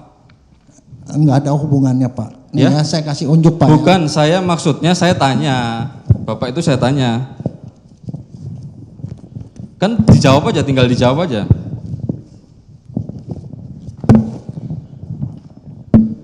Ini ada buku Pak, buku salah satu textbook yang saya bawa Pak. Saya nggak tanya buku Pak, Enggak. saya tanya apakah Bapak tahu. Itu aja jawab, kalau tahu, kalau enggak gitu. Nggak bisa begitu Pak, dokter itu nggak bisa jawab seperti itu. Bapak memaksa saya untuk ngomong itu. Saya cuma ngomong begini Pak ya, yang namanya toksikologi forensik. Supaya jaksa tanya, ahli menjawab, tidak usah berdebat, ya. Silakan. Begini Pak, Silakan Pak, jawab aja seperti sampaikan majelis. seorang dokter forensik itu dalam pendidikannya itu dia punya SKS Pak. SKS-nya itu ada tentang traumatologi, toksikologi. Toksikologinya itu ada khusus toksikologi forensik, tapi bukan toksikologi forensik laboratorium Pak. Dia khusus untuk kalau pada jenazah tuh efeknya seperti apa. Kalau ada hasil lab dari orang lab itu dia menafsirkannya seperti apa.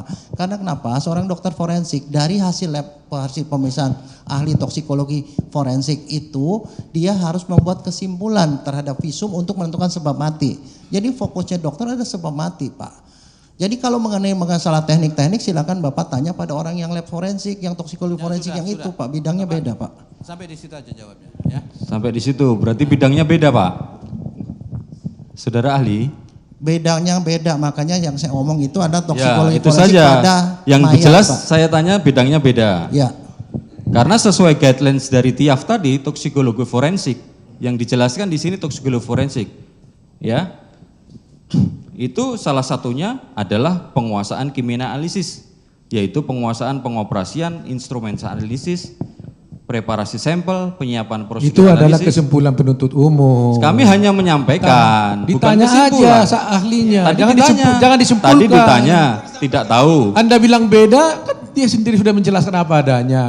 Kenapa mutar-mutar? Tanya aja poinnya apa. Loh, bukan, kami hanya menyampaikan bahwa yang bersangkutan katanya kenal, Ya, bahkan dengan presidennya. Kenapa ada urusannya dengan presiden? Ini pertanyaan kita ini kan waktu kita agak sempit, jangan muter-muter dong. Loh, bukan muter-muter, kalau umpamanya keahliannya khusus, keahlian khusus dipertanyakan. Supaya diam semua diam, ya.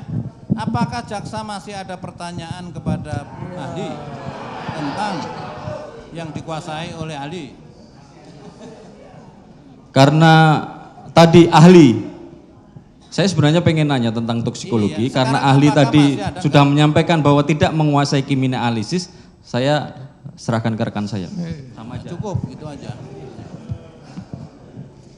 Ya, saudara ahli, saya lanjutkan ya. Sudah habis waktunya jaksa ya. Waduh. Ya. Izin Pak. Kami rasa kami juga butuh perpanjangan karena memang ini. Tapi waktunya udah habis. Silakan, 5 menit. Ya, silakan. Wah. Baik saudara ahli. Izin yang mulia, kalau waktunya 5 menit kayaknya nggak cukup, jadi saya minta kelonggaran. Baik saudara ahli, tadi Anda sudah ditanyakan sebelumnya data yang Anda terima, tapi Anda tidak menjelaskan secara detail karena itu menyangkut kesimpulan, ya kan? Data yang Anda terima itu menyangkut kesimpulan Anda yang menyatakan bahwa tadi mati korban bukan karena sianida, betul demikian? Iya Pak. Baik, kalau kayak gitu saya minta detailnya, data apa saja, biar nanti kita bisa compare dengan data-data lain. Begini Pak ya, kembali ke tadi kalau saya bilang kalau seorang dokter forensik kalau mau bilang seorang Bukan, ini waktu terbatas, jadi saya minta datanya saja. Anda Ya. juga fokus, Ya. ya? enggak terus hasil toksikologi.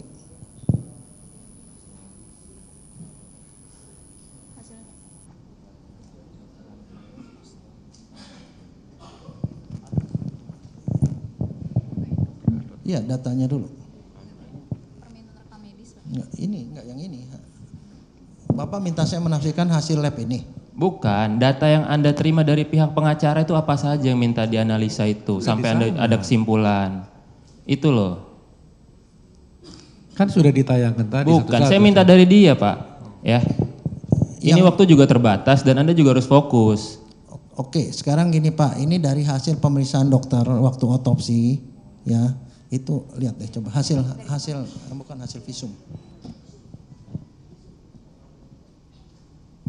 Satu, visum ya. Ya, Udah langsung, satu visum. Visumnya siapa? ya visum kan cuma Visum satu, Mirna. Pak. Ya, Ya, udah. Terus. ya visumnya enggak, visumnya dulu. Ya ini visum. Anda itu tahu nggak sih apa yang Anda analisa? Surat Anda bawa datanya yang mulia, Anda bawa datanya saya nggak? minta supaya kita menghormati ahli. Oh, tidak seperti Jangan itu. main bentak-bentak begitu, nggak sopan Pak. itu. Bukan seperti itu, Pak. Sekarang jangan tunjuk tangan dulu yang di belakang ya. Ya, udah sekarang gini. Pak, Bapak bawa data tidak yang Bapak analisa itu? Tidak. Tidak bawa data. Anda ingat tidak Ada apa di yang Anda situ, analisa? ada di situ. Semua Saya nggak nanya pengacara. Saya tidak nanya pengacara ya. Tolong hargai saya Tapi juga. Anda jangan Saya bentak-bentak saksi menghargai saya. Anda. Hormati saksi saya. Saya menghargai Anda menghargai saya. Supaya tertib ya. Atau kita skors dulu ya. Yang mulia. Saya minta nggak boleh bentak-bentak ya. Sudahlah, Anda itu bertanya saja tidak pernah kok. Skors dulu. Nanti jam 7 kita sambung lagi. Ya. Jam 19 kita sambung lagi ya. Skors.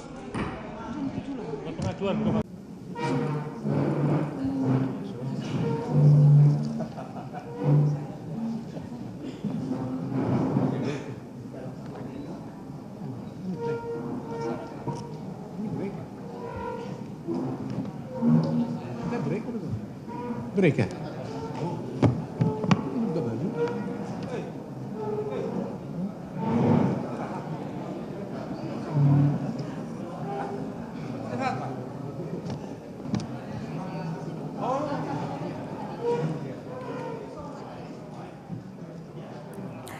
Saudara, saksi yang baru saja memberikan kesaksiannya ini merupakan ahli patologi Jaya Surya Atmaja.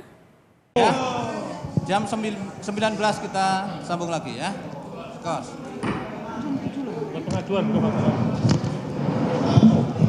Aduh sayang banget, 5 menit lagi juga.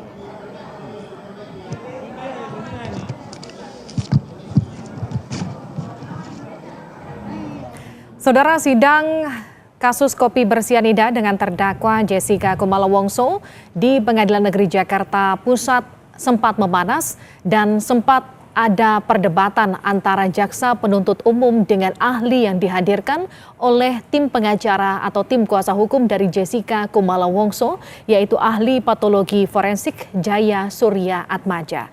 Dalam kesaksian atau keterangan yang diberikan ahli